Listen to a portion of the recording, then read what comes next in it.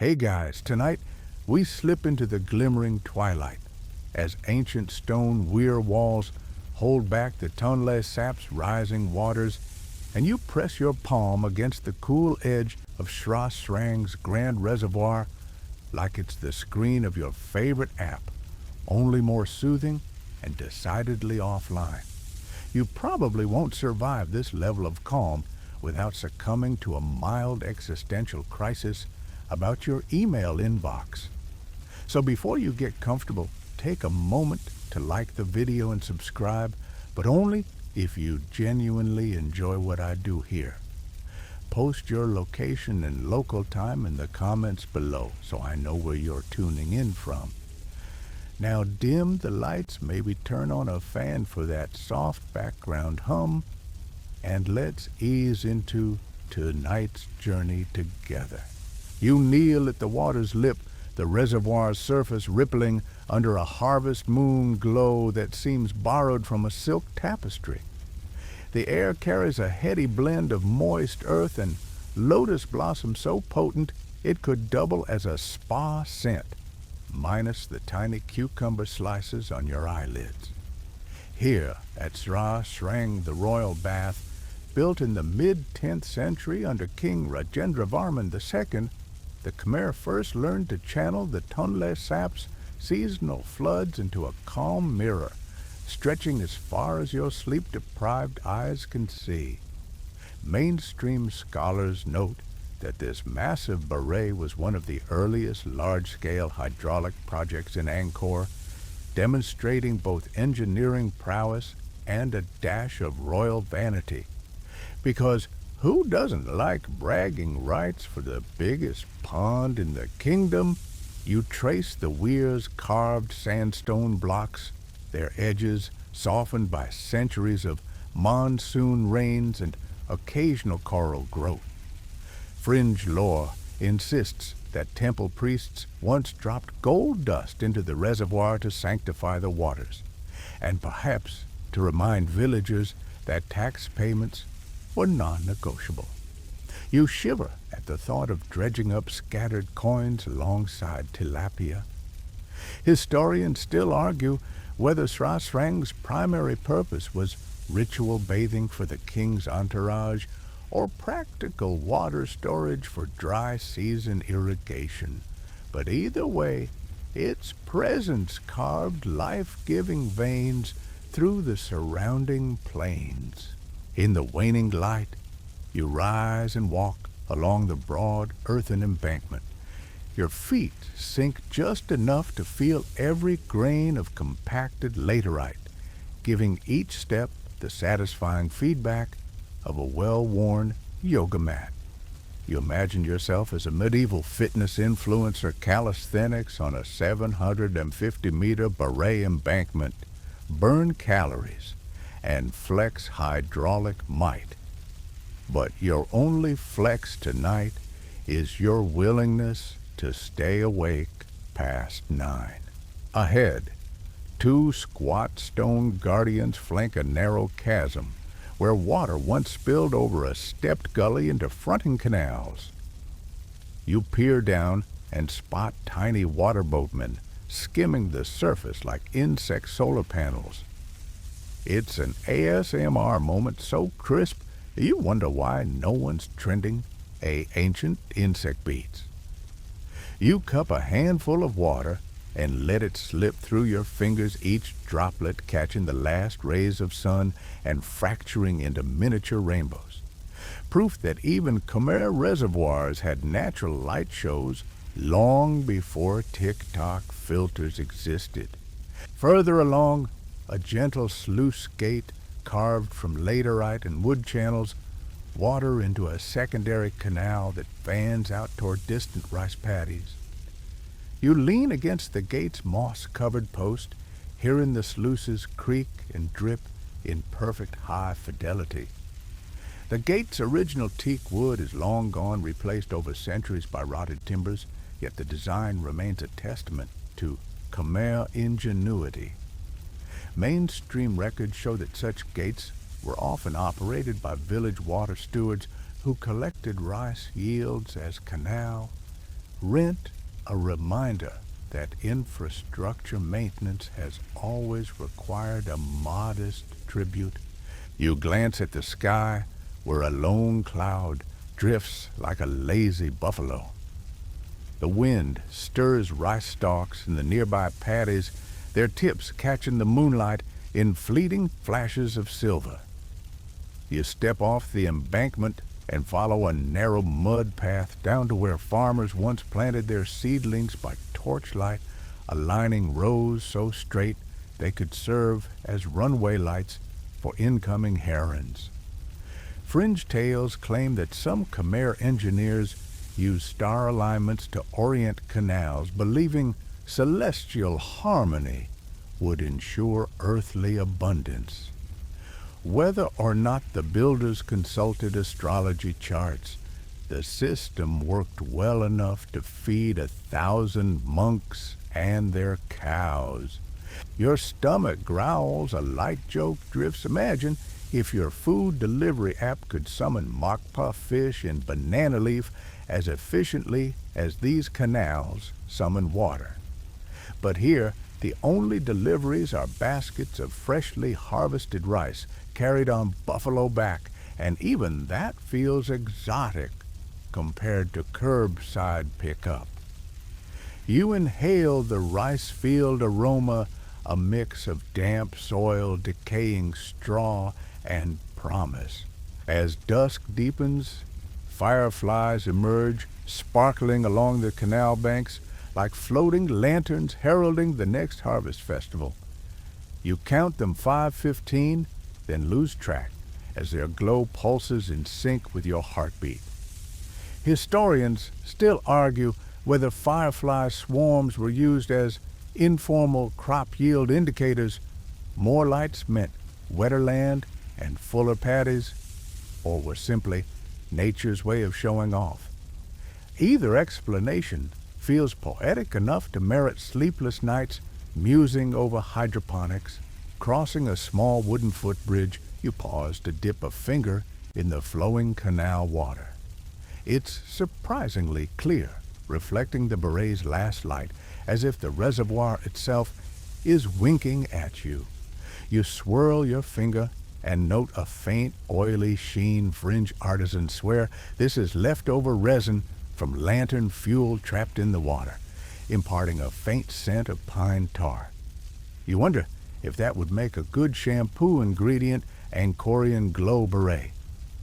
Infused shine booster, but decide some traditions are best left unbottled. You continue along the canal bank until you reach a low mound where stone pillars once held a wooden pavilion for irrigation meetings. Now only stumps of ancient posts remain encircled by wild morning glory vines that twine like nature's own blessings. You imagine farmers gathering here to debate water shares under Jaya Varman's Seventh Code of Fairness, because hydraulic democracy is older than you thought. A cheeky thought surfaces. Imagine 21st century waterbirds convening under a thatched roof, arguing over drip irrigation versus overhead sprinklers. You suppress the giggle, mindful of the pond's spiritual gravitas.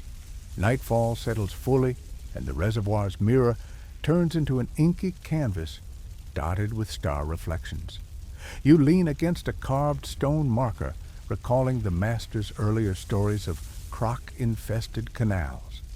Yet tonight, the only jaws snapping are those of geckos hunting moths.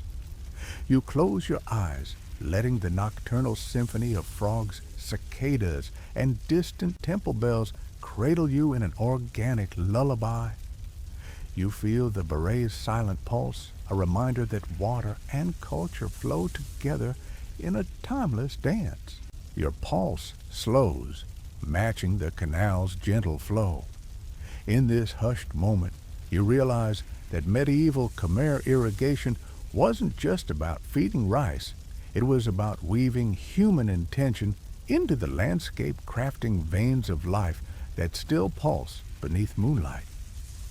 And if this glimpse into ancient water magic hasn't lulled you toward dreams, then at least you've earned bragging rights for having more canal knowledge than your morning coffee.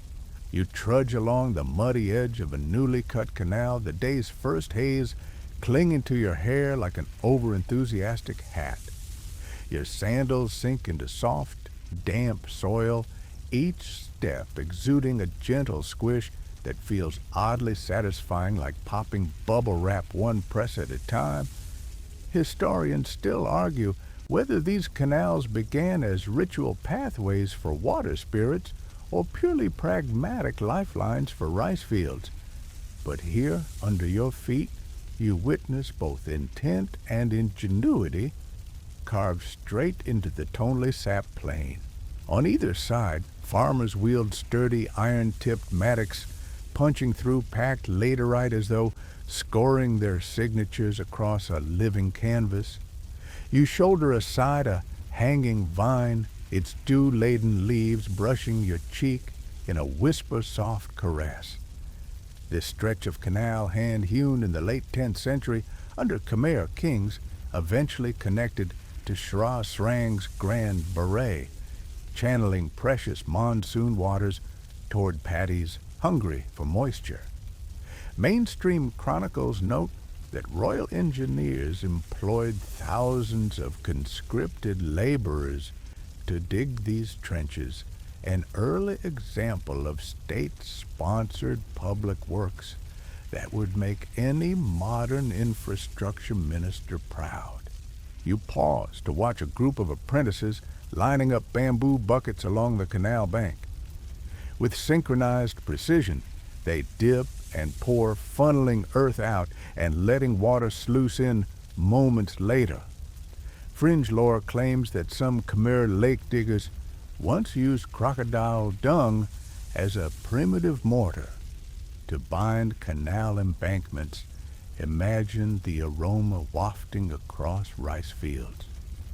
You wrinkle your nose at the mental image and count your blessings for modern concrete. A sudden rustle of grass draws your eye to a small woven basket tucked near a coconut palm. Inside, you spot a handful of clay pot gauges, fragile markers sunk into the canal floor to measure depth.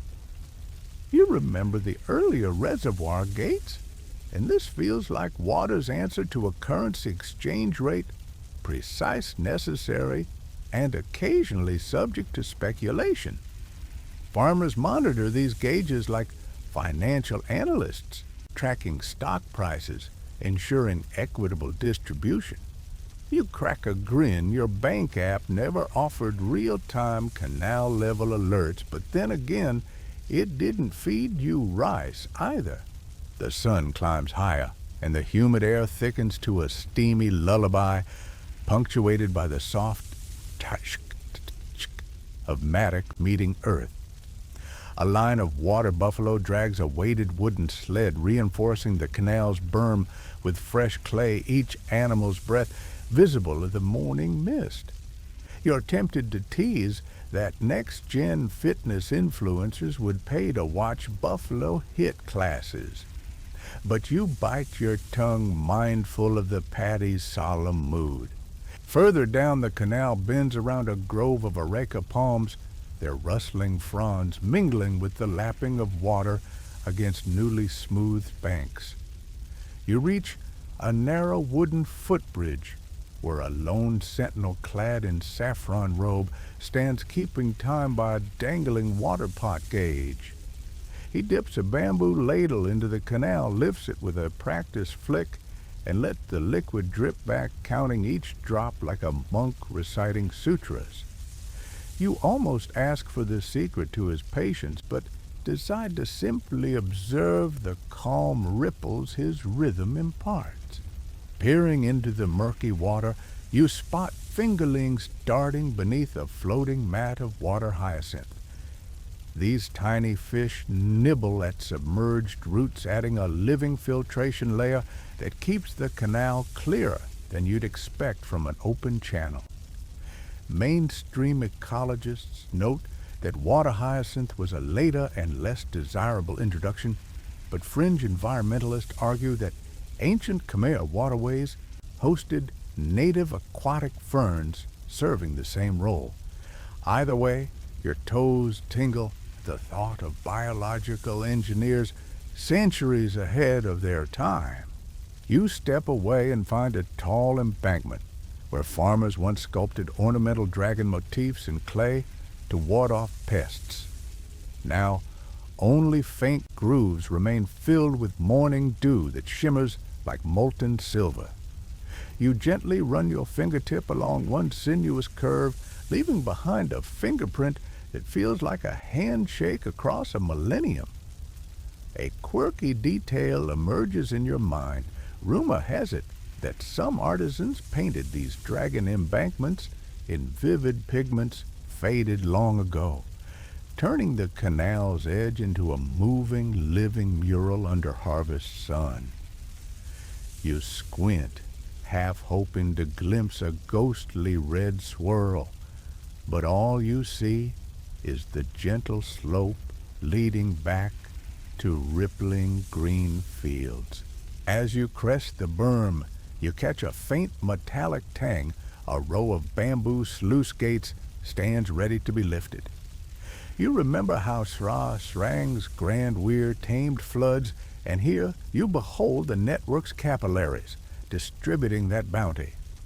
A single farmer tugs a wooden handle, and the gate rises with a creak, letting a ribbon of water spill into a side channel that fans out like roots to far-off paddies. You lean in, feeling the mist kiss your forehead, and you silently thank the ancestors who devised this choreography of water and earth. Your stomach rumbles, a gentle reminder that lunch waits back in the village. You spot a thatched pavilion where women have laid out woven mats of sticky rice and grilled fish. The savory aroma drifts over the canal like an invitation. You trudge toward it, passing a mossy stone marker carved with ancient Khmer script.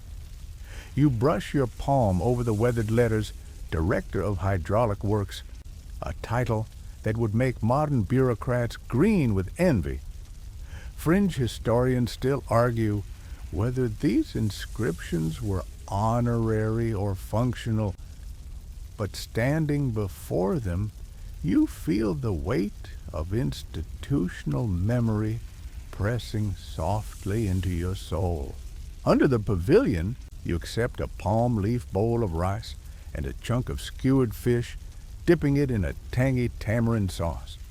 The flavors explode sweet, sour, salty, a microcosm of the landscape itself.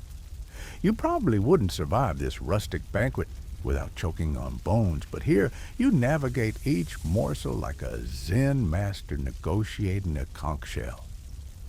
A light joke escapes. Imagine Yelp reviews scolding, "Too many bones, 2 5 stars." But you tuck the thought away, savoring the communal pause. You lean back on your haunches, watching as the sun slides toward its zenith, casting long shadows across a newly dug offshoot drenched in sunlight.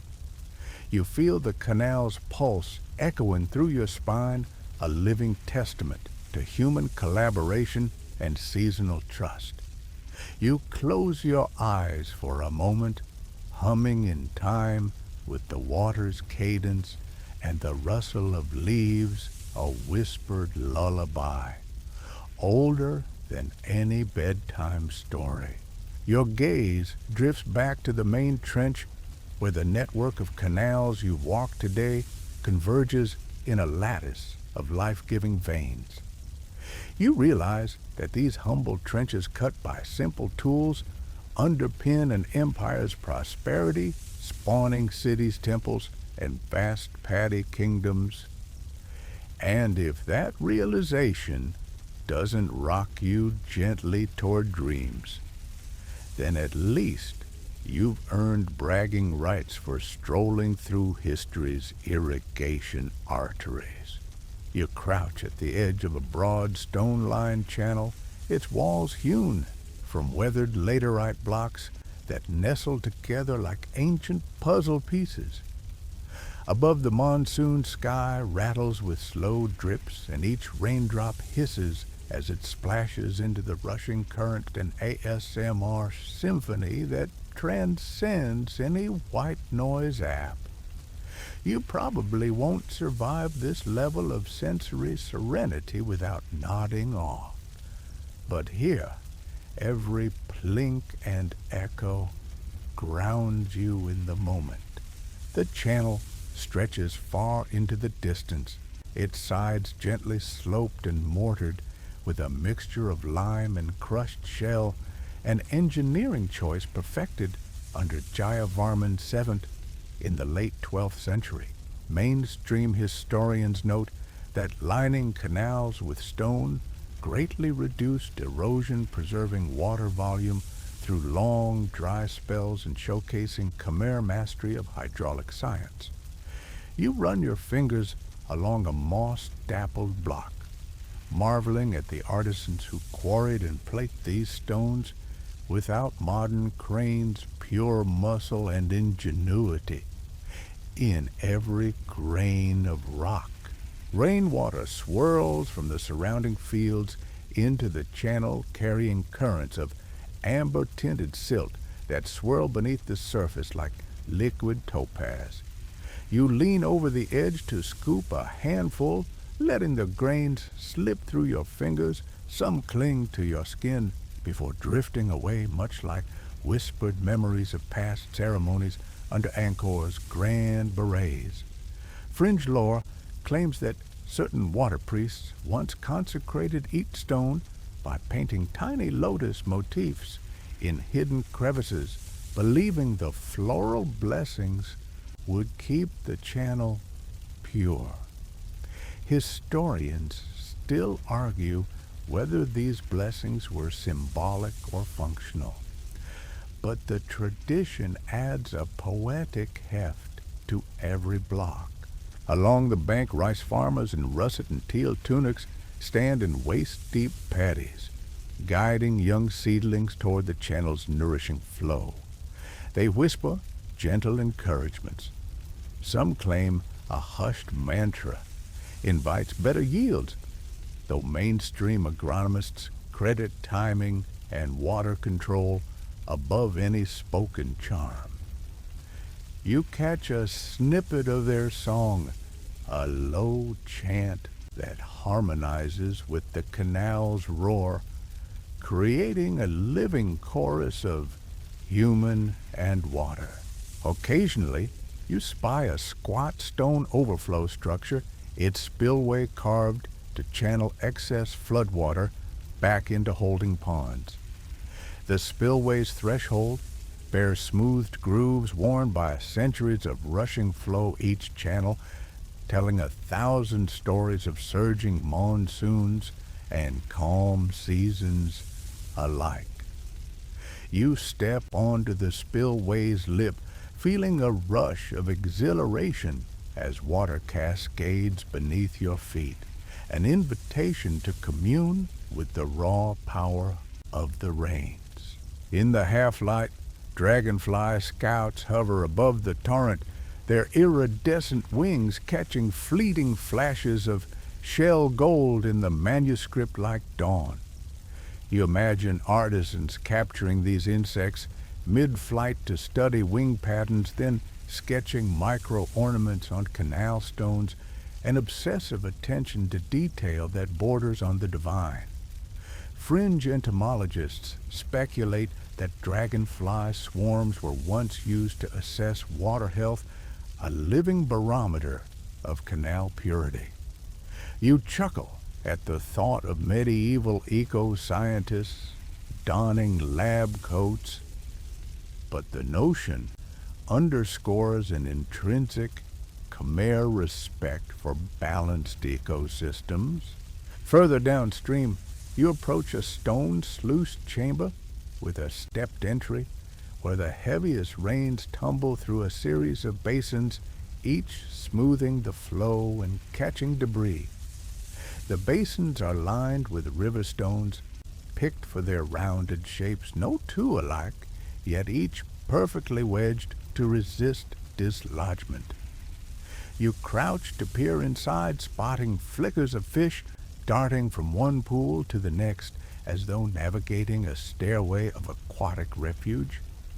Fishermen sometimes placed bait in these basins to harvest fingerlings, though scholars still debate whether such practices harmed or helped canal ecosystems. You stand and trace the chamber's carved Khmer inscriptions, an edict from King Indravarman II, urging stewards to honor water as lifeblood.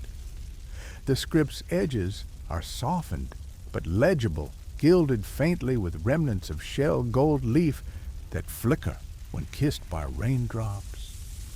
You whisper the words aloud, feeling their weight settle around your shoulders like a ceremonial cloak. Beyond the sluice, the channel narrows and deepens, forming a reflective dark ribbon framed by waving pandan palms.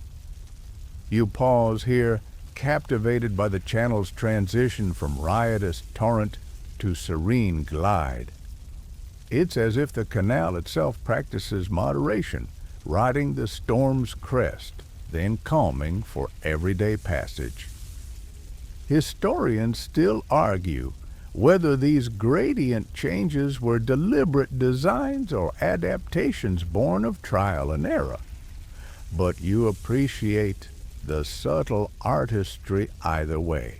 A sudden croak from a cluster of tree frogs rouses you, and you study their mottled skins clinging to a stone ledge just above the waterline. These amphibians thrive in the channel's microhabitats, feasting on insects swept into the flow. Their chorusing adds another layer to the water's melody, blending biology seamlessly into infrastructure. Fringe naturalists sometimes claim that the frogs' breeding cycles once timed canal maintenance schedules, a form of early biomimicry that borders on ecological genius. Rain intensifies, drumming a tattoo on your conical hat and sending rivulets down your tunic. You lift your head to the sky and let the downpour saturate your senses, imagining yourself as one with this monsoon orchestra. The canal's channels, stone-lined and chiseled by human hands, sing back with roaring gratitude, their carved veins pulsing with seasonal life. Tracing your gaze along the carved embankments, you notice small niches where votive offerings, shells, rice grains, and tiny clay figurines nestle against the rock. Villagers often left these tokens at midpoints to honor water spirits and secure safe passage for passing barges. Whether these spirits were deities or metaphors for community goodwill, the tradition underscores a cultural reverence woven into every block. As the rain slackens to a gentle percussion, you stand on a stone step, boots wet and heart full. You watch the channel carry you forward down the toneless sap's arteries toward Paddies villages and distant temple spires. The canal's stone-lined course maps a journey not just of water, but of civilization's heartbeat. And if this immersion in monsoon-harnessed engineering hasn't eased you toward dreams, then at least you've learned that even the heaviest rains can be guided by humankind's calmest resolve. You stand at the mouth of a stone sluice gate, the canal's dark ribbon coiling toward a low wooden barrier fashioned from interlocking teak beams. With a practiced tug, you lift the gate's heavy latch, and water surges forward in a roaring ribbon that cascades into emerald green paddies below. The sudden flood transforms dusty soil into a shimmering pond, lotus flowers bobbing like sleepy boys, bracing for a midnight swim. You probably won't survive this level of dramatic mood lighting in your living room. No dimmer switch required, but here you are directing nature's flow like a medieval DJ spinning liquid tracks. The paddies drink greedily blades of young rice plants bending beneath the rising current. Mainstream agricultural records note that Khmer farmers timed these releases according to lunar calendars, ensuring that flood pulses coincided with critical transplanting phases in April and May, an early example of celestial crop scheduling that would put today's biotech startups to shame. You lean in to feel the cool water lap at your ankles, tasting a faint hint of fresh algae like opening a green smoothie without the blender noise. Beyond the sluice villages in saffron and russet robes, wade into the shallow flood pressing seedlings into the soft mud with rhythmic taps that echo across the flat horizon.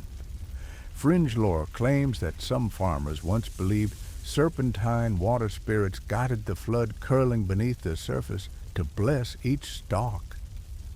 They would leave small clay figurines of Naga at gateposts to appease these invisible guardians.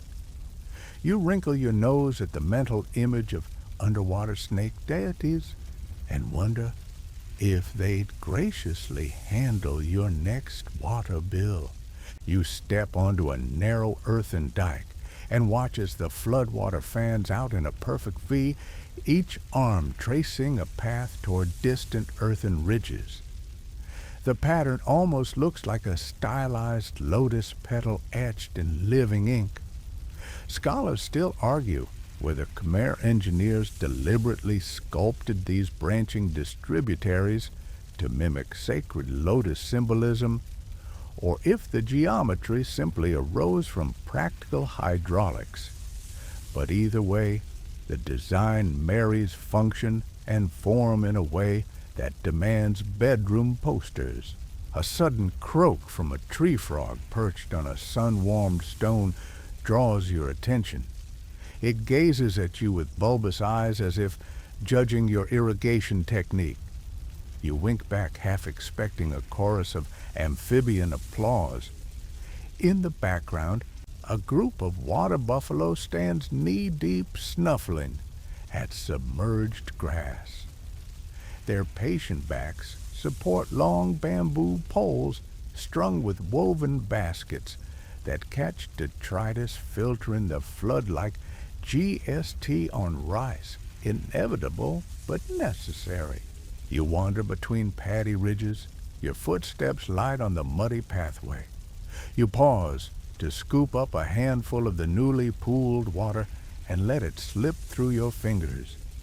It's warmer than the canal upstream sun heated during its journey through fan-shaped channels.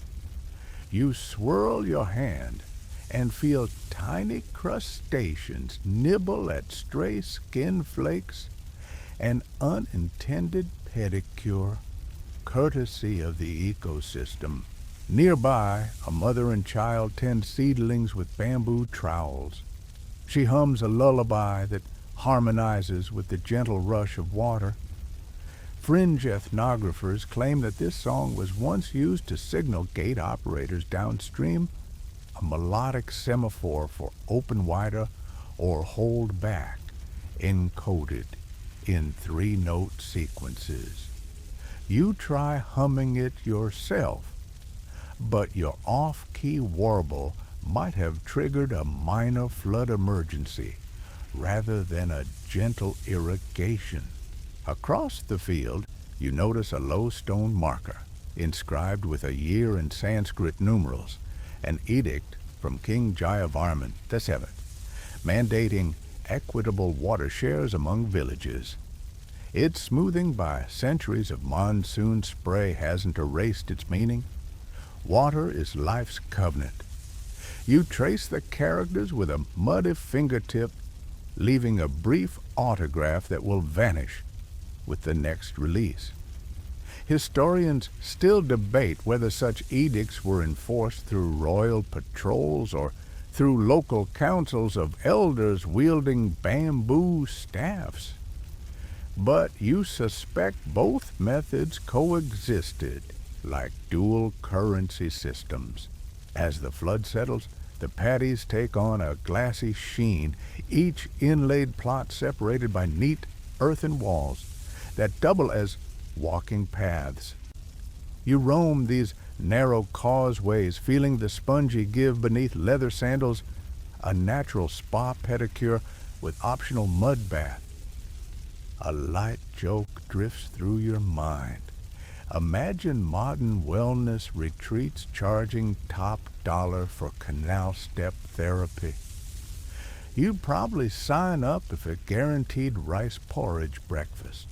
You glance back toward the sluice gate where its wooden panels quiver in the current like lazy shutters catching a breeze.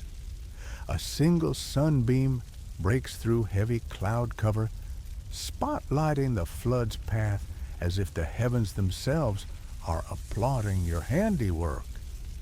In that moment, you feel like a maestro of water and earth conducting a symphony older than any orchestral score. Further along, you spot a pair of school children gathering water lilies that have drifted into the paddies.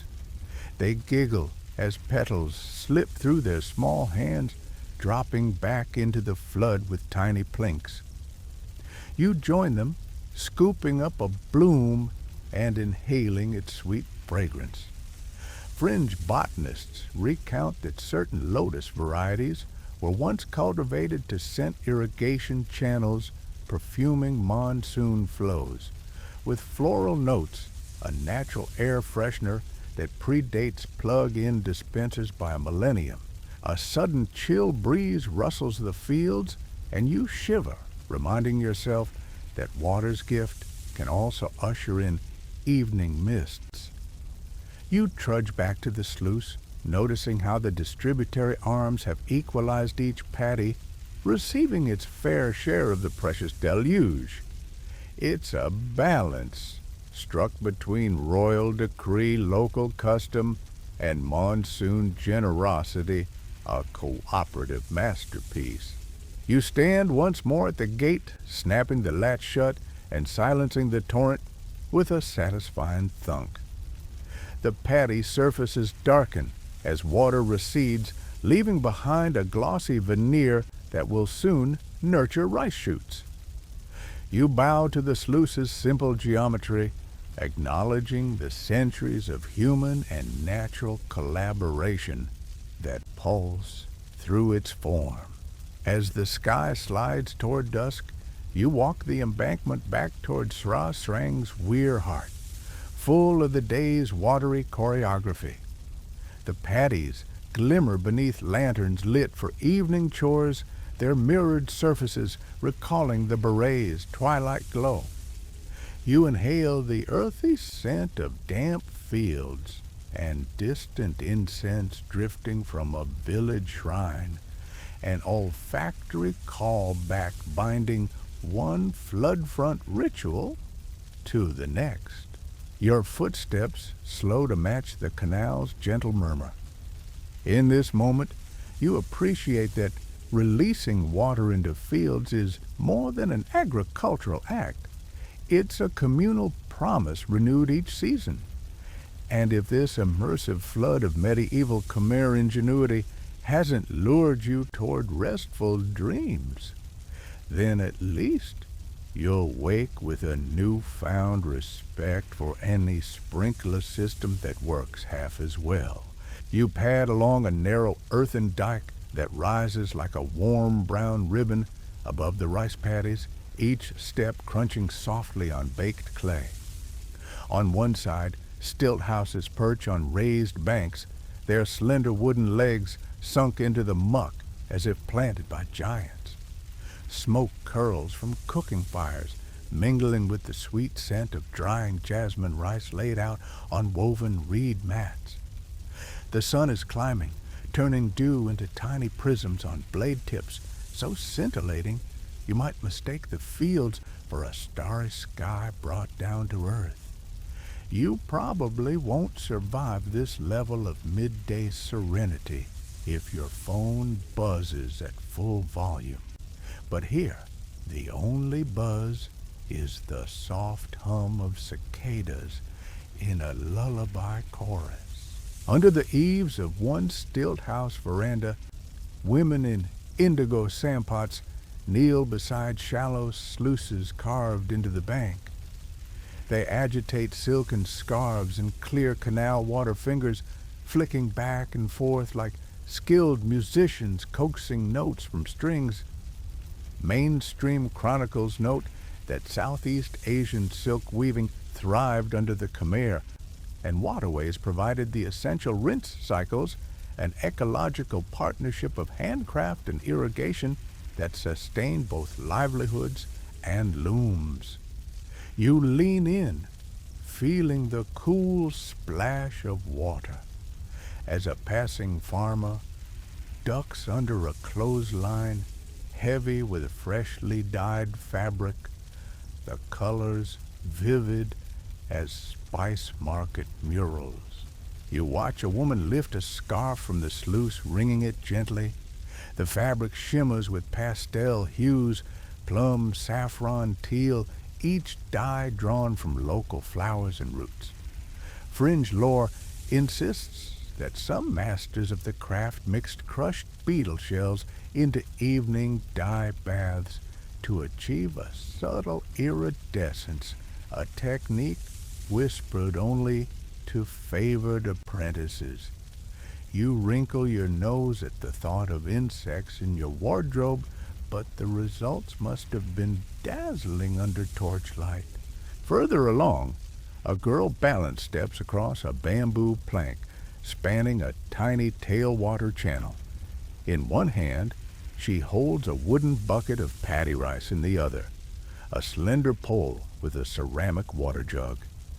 As she passes, you catch the tang of fermented rice wine from last night's moonlit festival, an aroma so heady it tickles your nostrils like a playful breeze. You imagine a modern farmer's market selling Angkorian Chardonnay and shake your head amused by your own absurd daydream. Beyond the washing station, you pause at a low platform where villagers gather for a communal meal, sticky rice molded into palm leaf cones, grilled fish still sizzling on iron skewers, and tangy green mango salad tossed with fish sauce and chili flakes. The steam rises in lazy spirals, beckoning you closer. You probably wouldn't survive this rustic banquet without a nap afterward, but here the chatter of friends, the clink of bamboo utensils, and the chorus of frogs create a feast for all your senses. You strike up a conversation with a silversmith who's paused his hammering to sample a coconut custard dessert. "We finish weaving by sunrise," he says with a grin, "then flood our looms with canal water to set the dyes."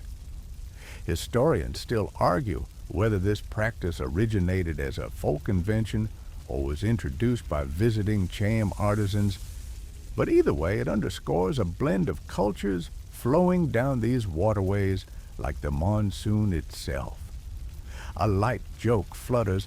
Imagine artisan influencers trading loom tips on a Silk Talk app.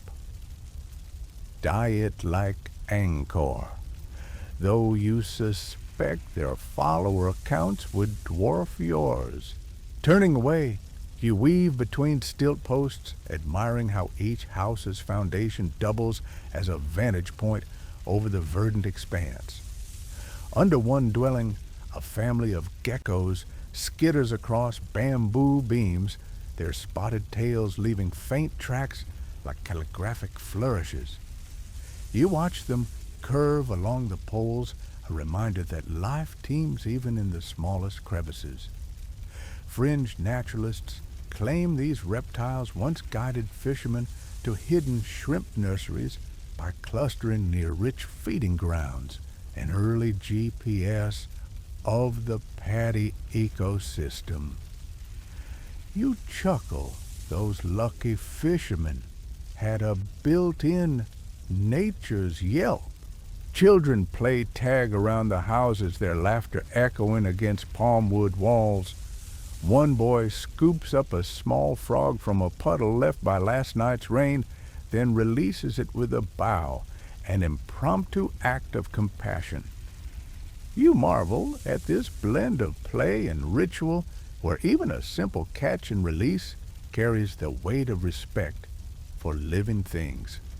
Mainstream anthropologists note that animistic beliefs once permeated every facet of village life, infusing daily tasks with reverence for spirits dwelling in water trees and tools.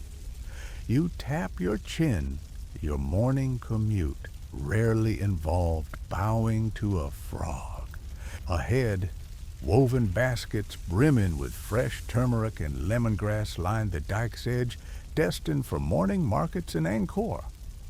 The farmers load them onto shallow wooden boats, tethered to rickety bamboo rafts, filling the air with vibrant orange and mint-green accents amid the rice-green sea. A slight breeze carries tiny mustard-scented seeds from nearby mustard grass, a quirky tidbit some elders claim warded off unwanted spirits when strewn along thresholds. You consider gathering a few seeds for your own home, though your cat might stage a revolt. The canal water here runs slower, its surface broken by clusters of water lilies in bloom, white pink, and pale yellow. Their waxy petals shine like candle flames in daylight, a serene dance atop a gentle current. You lean over the guardrail, inhaling the lily's delicate perfume, and imagine a time when priests harvested petals for temple offerings, each bloom a silent prayer floated on the canal. You sigh, a modern nosegay could never match that level of scented devotion. Movement at the far end of the dike catches your eye. A group of water jug carriers dressed in saffron tunics wade through ankle-deep water to refill tiered stone reservoirs beside each house. Their rhythmic chant, 5 beats for lift, 5 for pour, 5 for return, echoes like a mantra securing communal balance. Fringe historians argue whether these chants were mnemonic devices for remembering water quotas or incantations to please water deities. But either possibility carries lyrical weight. You follow the carriers, noting how each reservoir's stone lid bears an inscription of the household head's name and year of dedication. The carvings are crisp and legible, painted in faded shell gold that glints under the sun. You brush your finger over one name, Lady Surianariya the tiger, and feel the faint echo of centuries-old pride and obligation. You probably wouldn't survive this level of public record-keeping without performance anxiety, but here, accountability feels like a lifeline rather than a liability. By now, midday, sun beats down, and you retreat under a stilt-house veranda draped with translucent white curtains that flutter like ghosts. The cool shadow cushions your shoulders as you flop onto a woven mat, closing your eyes to the lullaby of lapping water and distant bamboo poles knocking in the breeze. A final light joke drifts imagine an influencer's day in the life video, cutting between dunking silk and dunking under a canal laundry. ASMR meets aquatic SPA. But even that pun fails to disturb the hush.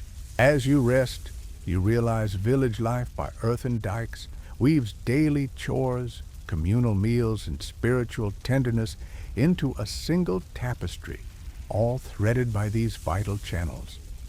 And if this glimpse into stilt house rhythms and water-washed silks hasn't lulled you toward restful sleep, then at least you've earned a front row seat to the living grace of medieval Khmer community. You trudge along the muddy banks at dawn, noticing how the canal's water levels have risen overnight like a living barometer of the wet season's whims. Your boots squelch in the soft clay as you lean over a bamboo gauge, its notches marking last month's height like a medieval measuring tape. Farmers still consult these markers to decide when to transplant rice seedlings too early, and monsoon deluges uproot tender shoots. Too late, and the dry season just starves them. Mainstream records note that Khmer agronomists mastered this seasonal flow by aligning planting calendars with rain patterns, a practice refined under the Angkor court's hydraulic overseers in the 12th century. You cup a handful of water and let it slip through your fingers, watching droplets bend light into tiny rainbows before falling back into the channel. Fringe lore insists that some water priests once secreted scented herbs in these gauges, believing jasmine-infused waters would coax rice toward faster growth, a botanical pep talk straight from the spirit world. You wrinkle your nose at the floral aftertaste, yet can't help appreciating the creativity behind such ancient horticultural hacks. Historians still argue whether the planting calendar was originally dictated by empirical observation of water levels or by sacred observances of lunar festivals. Either way, you see both logic and ritual braided together as seamlessly as the paddies' floating mats of lotus leaves. You pause to study a cluster of scarlet dragonflies skimming the channel's surface. Some farmers take their arrival as a sign that seedlings should be plunged into standing water, much like how you might wait for your coffee to cool before drinking. Ahead, you come upon a low platform where elders in saffron and indigo turban robes preside over a seasonal council. They sit cross-legged on woven mat scrolls, in hand listing villages and rice quotas. A stone gong stands at their side, hammered only when a consensus is reached. You might not survive a board meeting anywhere else without bickering, but here the only raised voices are those chanting "plant in the mean tide," a phrase as precise as any corporate tagline. You lean in to catch their murmur, 5 notches above zero line, and you nod, feeling a pinch of co-worker-like camaraderie. The council's decree ripples down the embankment. You hurry to a field where young farmers stand thigh-deep in flooded paddies. They clutch seedlings bundled in neat green sheaves, each 20-centimeter sprout a promise of future harvest.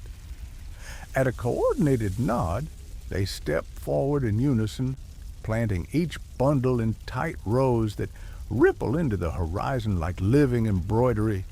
It's choreography, honed over centuries, every movement efficient, every gesture intentional. You might not survive a modern dance audition with such precision, but here the paddy becomes a stage for communal artistry.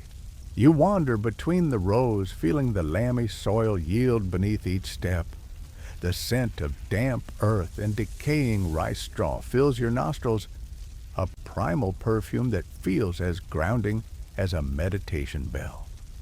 Fringe ecological studies propose that leaving pulpy straw in the fields enriches the soil with nutrients and attracts nitrogen-fixing insects an early form of organic farming just centuries ahead of its time. You flinch at the mention of bugs, but admire the way natural cycles were woven into irrigation schemes. As the sun climbs, clouds gather on the horizon with the promise of another downpour. You retreat to a simple wooden pavilion on stilts where pitchers of cooled barley tea await. You pour a glass and suck in the roasted grain aroma before sipping the mildly sweet infusion that cleanses your palate. A light joke flits through your mind. Imagine ordering hydroponic barley iced lattes at a modern cafe barista meet beret. You chuckle and relabel your mug Monsoon Brew, though no one's watching. Below the pavilion, a narrow branch canal channels water into a new quadrant of paddies. You peer over the edge and spot a small knot of water hyacinth swirling in the current like drifting seaweed. Fishermen sometimes gather these mats to feed draft fish, though mainstream fisheries experts argue the plant's overwhelming growth often chokes waterways. Either way, you marvel at how this one species can be both boon and bane, depending on a community's willingness to harvest it. Nearby, a couple of apprentices from Section 2's canal dig stand with bamboo poles measuring paddy depth. Called field stakes, they compare notes, 2 spans here, 3 spans over there. Their precision rivals any modern construction crew, yet the only blueprints are their memories and calloused fingertip. You grin at their seriousness, remembering your own wobbly attempts at wiffle ball in Section 4. No one would award you a precision medal for that. A distant roar announces the afternoon sluice release. You rush back toward the main channel, catching the ripple effect as gates open and water surges in controlled pulses. The paddies you passed hours ago glimmer in response, rows of rice riding on the wave crest like tiny green ships. You stand amid this living animation, heart thumping in time with the flood's rhythm, a visceral reminder that water is both giver and taker. As the crowd dwindles and shadows lengthen, you follow a narrow embankment back to a stone bench carved with ancient inscriptions. You settle beside a weathered marker etched with Khmer numerals marking the month of Sivata, the traditional transplanting month. You rest your chin on your hands and watch the canal settle into a gentle foam flecks drifting like spun silk. Weavers from Section 5 begin to wash dyed fabric one final time before evening chores. Their scarves catch the last sunlight hue gradients reminiscent of harvest fields at sunset. You lean back and let your senses soak in the scene, water planting council and craft all interlaced in an unbreakable seasonal tapestry. Your eyelids grow heavy as dusk creeps over the plain. You rise with a final stretch, wiping dew from your ankles. You walk to the canal's edge one last time, cupping water in your hands and lifting it to the sky. The droplets fall back like blessings, settling into the paddy mosaic below. You promise yourself to remember this cycle of flow and renewal as a lullaby for restless thoughts. A lone star glimmers above a celestial counterpart to the fireflies dancing along the banks. You follow its light as you meander back to Sra Srang's Weir Heart, calm and mind attuned to the age-old conversation between earth water and sky.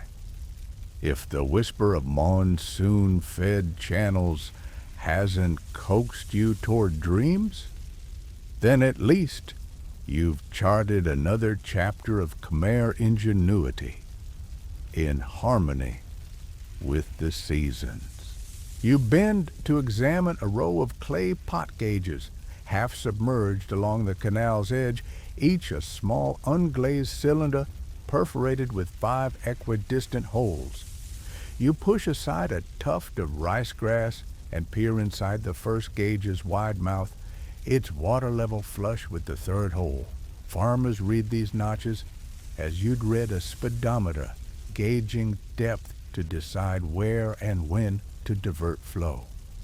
Mainstream agrarian records note that Khmer engineers developed these pot gauges by the early 13th century using locally fired terracotta to provide low-tech but reliable water measuring devices, proof that precision irrigation needn't involve high-tech gizmos. You press your thumb into the soft rim of the nearest gauge, feeling its earthy warmth despite the canal's cool current. Fringe lore claims that some village elders once chanted incantations into these gauges before submerging them, believing their voices infused the pots with truth-telling power, an early version of garbage and truth out. You grin at the thought of a medieval lie detector and wonder if masked interrogations ever took place next to these humble clay sentinels. Historians still argue whether pot gauges were originally a grassroots innovation by rice farmers or a top-down royal decree from hydraulic overseers. But as you kneel here, listening to water drip into each perforation, you sense both practical necessity and ceremonial ritual braided together. You let the steady plink of water hitting each hole lull your racing thoughts into a more measured rhythm. A farmer in teal-dyed robes approaches carrying a slender bamboo paddle. He gives a quick nod, then slides the paddle's flat end beneath the deepest gauge, lifting it just enough to empty its contents into a waiting wooden bucket. The bucket's slosh makes a gentle swoosh that melds seamlessly with the canal's murmur. You quip silently, "Now that's what I call bucket list farming." But keep your tone respectful, lest your farmer friends get confused. He then realigns the gauge, turning it, so its small carved inscription, a royal seal, faces upstream. You note how each pot bears a faint impression of a lotus flower, a nod to water's sacred symbolism in Khmer culture. The seal marks the gauge as official property of the commune.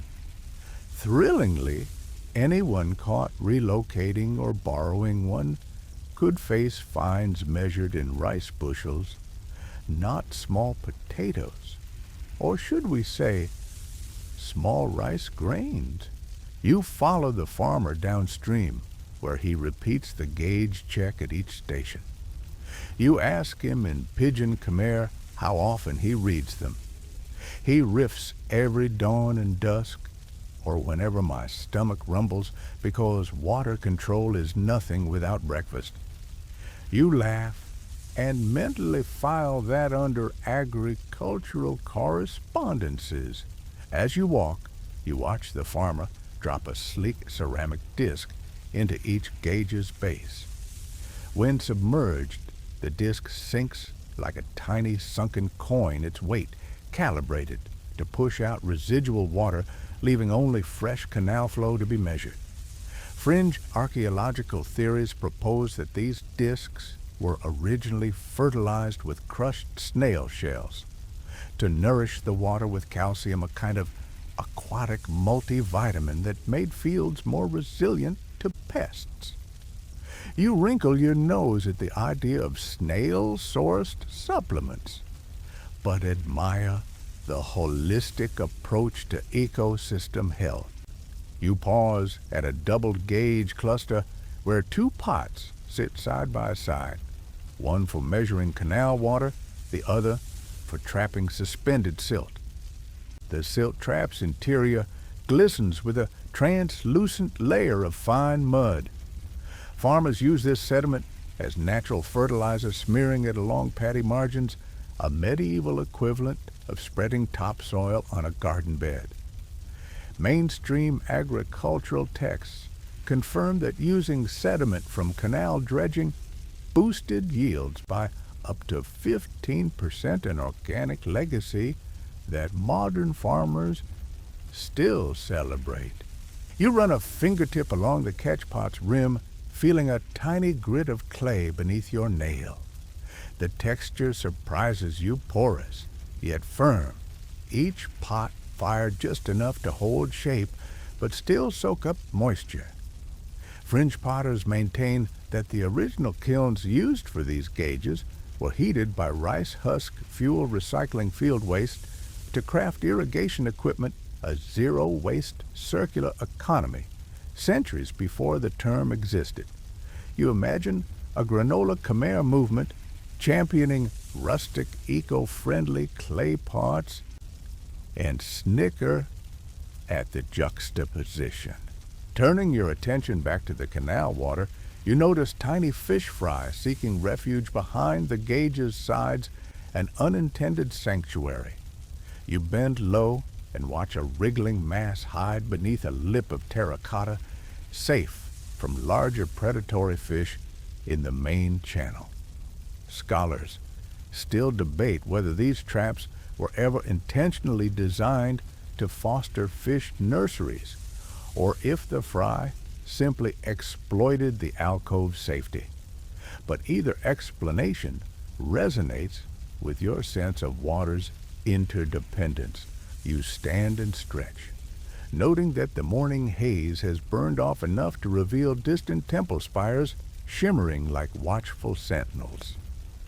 You adjust the strap of your conical hat and ask the farmer if the gauges ever break. He grins, revealing a row of perfect teeth, and taps one pot. Only when a mischievous monkey borrows it for a coconut launch. You chuckle monkey business indeed, and imagine simian sabotage as a genuine canal maintenance hazard. Ahead lies a larger reservoir where multiple gauges feed into a wooden sluice that divides the flow for the village's vegetable gardens.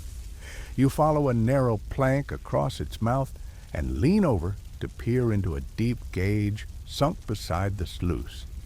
It shows water at the topmost notch, indicating abundance. The sluice's ornately carved teak beams gleam with shell gold inlays of fish and lotus motifs, an artistic flourish that scholars still argue was purely decorative versus a talismanic invocation of bounty. You decide that poker-faced pragmatism and poetic symbolism can coexist just fine. A faint rumble follows, and you see a group of buffalo harnessed to a tawny wooden plow dragging fresh clay to shore up a nearby bank. As they work, canal-side children laugh and chase each other with discarded gauge lids, turning functional artifacts into playful hoops. You swallow a light joke. In the best Wild West, you'd only find water rights. Here, you've got gauge lid ring toss. Their happy shrieks weave into the canal's melody, reminding you that irrigation's ultimate purpose is nurturing both crops and community spirit. You shake the farmer's hand, his grip firm, warm, and flecked with clay, and promise to check back on your own grudge-guided plants tomorrow. He salutes you with a bamboo stirrer, and you respond with a comedic bow, though half your brain still counting gauge holes. As you trudge back toward the embankment's crest, the clink of clay against bamboo faintly echoes like distant temple bells a call back to earlier Sra Sreng's whispered legacy. Your boots carry you onward away from these clay sentinels and back toward the sluice gates that pulse on with orchestrated flow. You feel the pot gauge's silent wisdom settle in your bones, that every notch, every droplet, and every grain of silt counts in this grand symphony of water and life. And if this intimate dip into low-tech water control hasn't gently rocked you toward dreams, then at least you've earned bragging rights for mastering medieval Khmer hydrometry.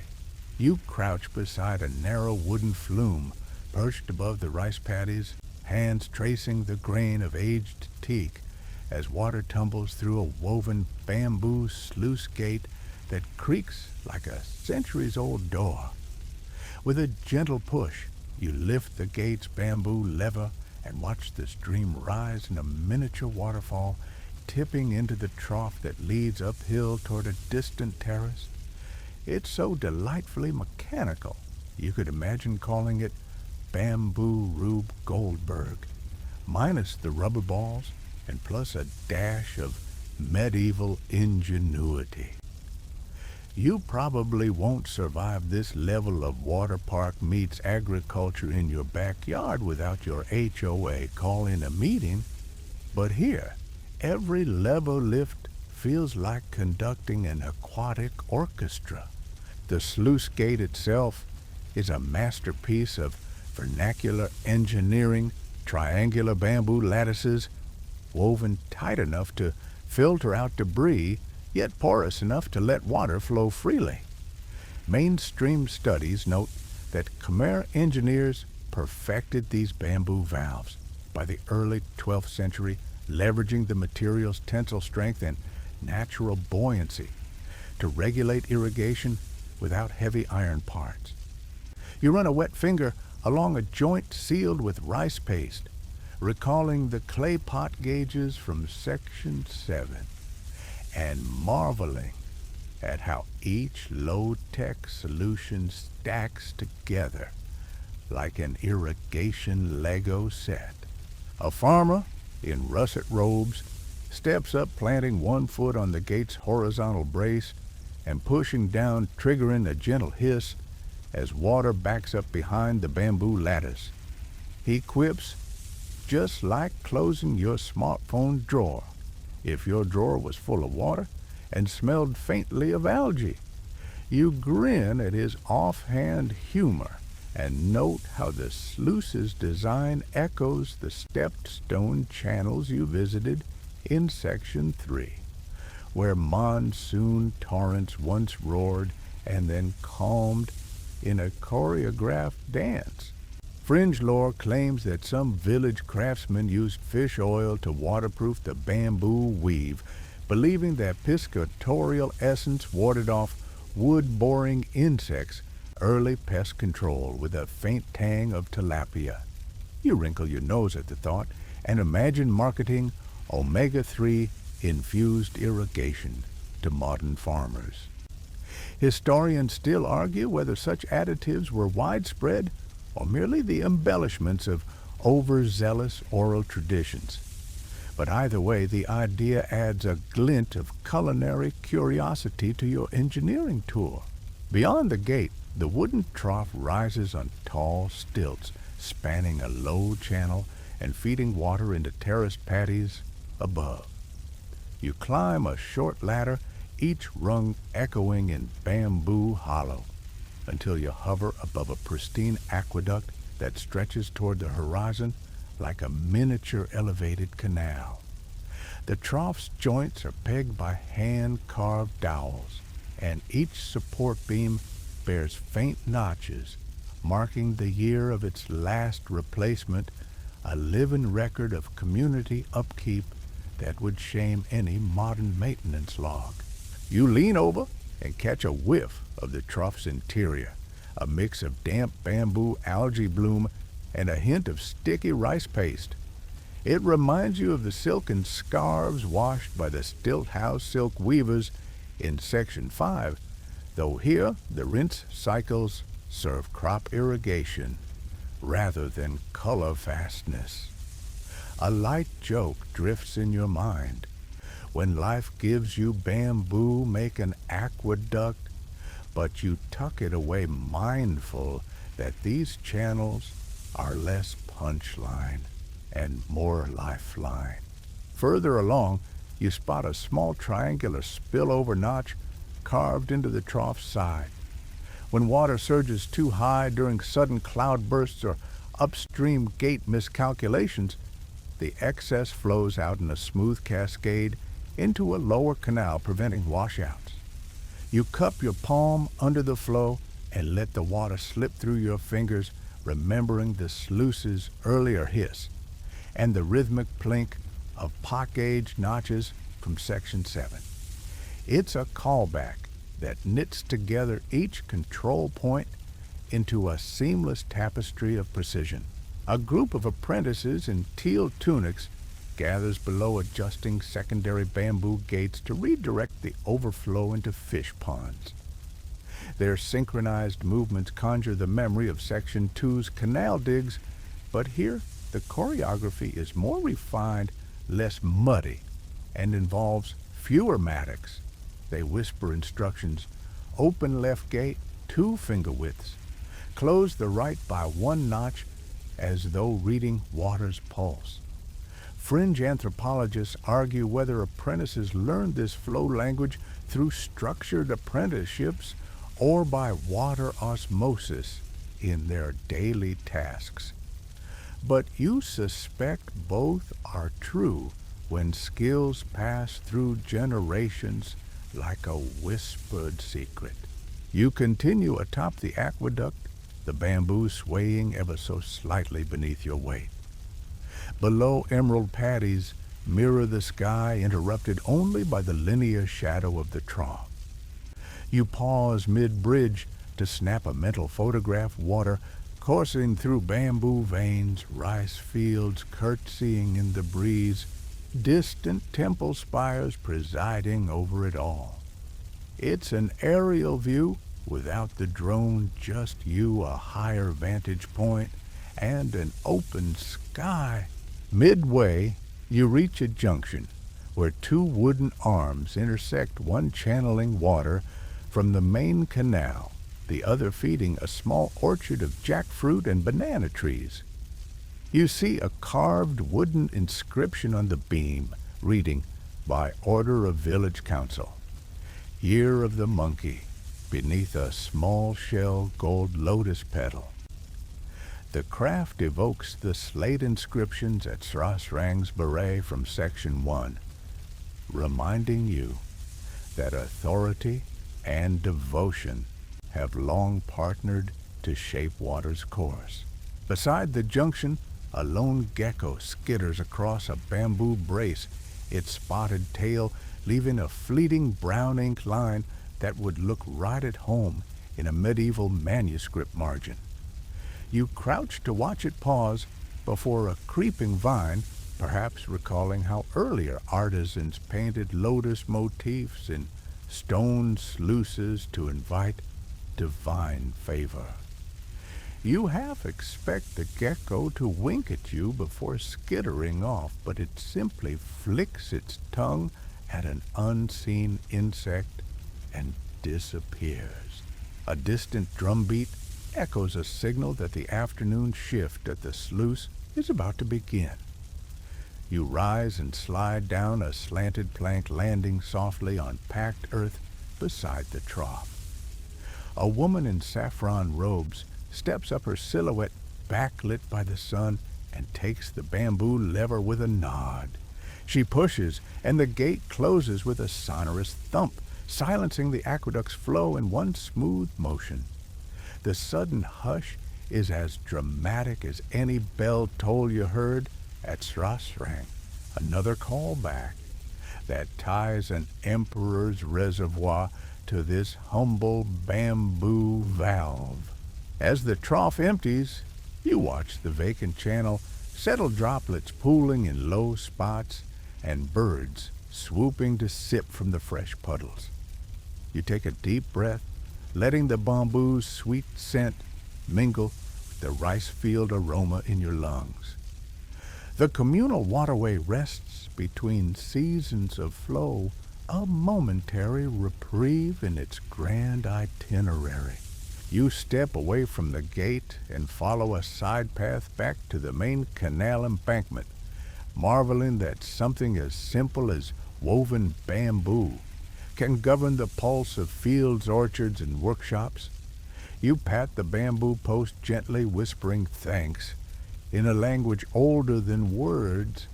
If this glimpse into bamboo sluice gates and sky-high aqueducts hasn't lulled you toward dreams, then at least you witnessed how human craft can shape water's song without drowning in complexity. You crouch at a low earthen embankment where a rectangular stone inlet yawns like a secret doorway, its mossy rim streaked with ancient water lines. Leaning in, you squint into the dusk-shadowed depth, spotting a subterranean tunnel carved from laterite blocks that descends beneath the dike. A soft drip echoes off distant walls, each drop a hollow whisper, an ASMR delight you'll probably struggle to replicate with any white noise machine. Yet here, every echo carries the weight of centuries-old innovation. Historians still argue whether these underground channels known as serene originated as clandestine water shortcuts for royal processions, or as pragmatic conduits to feed low-lying paddies without disrupting surface traffic. Mainstream studies credit Khmer hydraulic engineers of the 12th century with pioneering such tunnels, using them to equalize water pressure and maintain supply, even as surface canals silted up. You imagine ancient workers chipping away in near-darkness torchlight, dancing off damp walls until the path opened into an unseen reservoir. You fetch a torch from your sash and hold it aloft, its flickering flame revealing cobweb niches where fish-eye fungi cling like curious eyes watching your progress. Fringed spelunkas whisper that some srakaben contained hidden chambers where monks hid scrolls during political upheavals, waterproof sanctuaries safeguarding sacred knowledge. You run a finger over a smooth alcove lip, half hoping to uncover a rolled parchment, but find only cool stone etched with lichen patterns. Slipping through the narrow tunnel, you feel the air thicken rich with damp earth and the faint tang of subterranean algae. Water drips from overhead timbers, each plop marking the beat of this underground symphony. With careful steps, you follow a shallow trench hewn into the floor, guiding a slim ribbon of canal water deeper. Beneath the embankment, you might struggle to get your GPS to track this journey, but here, navigation relies on pitch-black intuition and the steady murmur of a hidden stream. After several meters, you emerge into a vaulted chamber where daylight filters through vertical shafts, dome-clad puncturing the tunnel's roof like inverted wells. Sunbeams strike the water's surface, casting dancing nets of light on the dank walls. You bow your head, acknowledging these light wells as nature's skylights, both functional and poetic. Scholars still debate whether these shafts were engineered strictly for ventilation and access or designed as celestial conduits linking earth and sky in hydraulic ritual. But standing under their glow, you feel both practicality and mysticism converge. Here, the tunnel's breadth widens into a hidden trough brimming with steady flow. You cup your hands and taste the water, cool, mineral-rich with a faint, dry residue of volcanic ash. Mainstream water quality tests would envy its purity. though fringe wellness gurus might market it as Angkorian spring water promising youthful glow. You chuckle your coffee mug won't thank you for that kind of marketing hype. Stepping back into the narrowing corridor, you lean against a wall carved with faint Khmer numerals indicating flow capacity 50 exon at full monsoon, 20 exon in lean season. A exon, you recall, equates to roughly 0.4 liters per second. You mutter a playful quip, "Give me 50 exon of that channel's efficiency," then wipe a stray drop from your brow. This ancient flow meter predates any digital gauge you own, yet here it endures, inscribed in stone. Emerging from the tunnel, you navigate a ladder-like stone stair that climbs toward a circular exit sealed by a precisely cut laterite plug. The plug slides aside with a satisfying groan, revealing the water's path as it rises into a rice paddy headrace. You ascend and step onto a narrow ridge between fields water sluicing from the tunnel's lip into waist-high green chutes that sway like a welcoming chorus line. A farmer in teal and saffron robes greets you with a broad smile, gesturing to the sluice's flow and nodding in approval. He explains that these subterranean feeders maintain water pressure during dry spells, ensuring no field lies parched. And if you're curious how the system self-cleans, he points to small stone grates where heavier sediment settles out, an underground silt trap that prevents clogging. Fringe hydrologists suggest that some tunnels used alternating wet-dry cycles to flush algae buildups, a process akin to medieval reverse osmosis. You marvel at the unintended sophistication in these earthen pipes. You follow the channel's elbow where it disappears into another burrow beneath a dike. Above mango trees lean over broad fields, their branches heavy with fruit that may soon feed festival tables. You pause to pluck a ripe mango, feeling its velvet skin and tasting a drop of juice, sun-warmed sweetness that contrasts with the cool tunnel water. It's a moment of sensory whiplash, Earth's bounty meeting subterranean muscle. Just beyond you spy a series of small stone vents, Samnang Tonghayab, that allow fish to migrate upstream through the tunnels during floods. You recall the fish ladders of modern dams, but here the principle springs from Khmer ingenuity, ensuring aquatic life shared irrigation pathways. You crouch to watch tiny carp slip through one vent currents, swirling around their fins. Scholars still debate whether fish passage was an intended design or a serendipitous byproduct, but the result is clear biodiversity woven into infrastructure. Turning, you spot a moss-clad statue of a Naga serpent poised above the tunnel entrance, its coiled body a protective guardian. Local lore insists that the Naga's spirit blesses each droplet, guiding it through subterranean depths to emerging paddies. You offer a silent nod to the carved deity, remembering how earlier temple water rites invoked their favor. Your reflection shimmers in a shallow pool.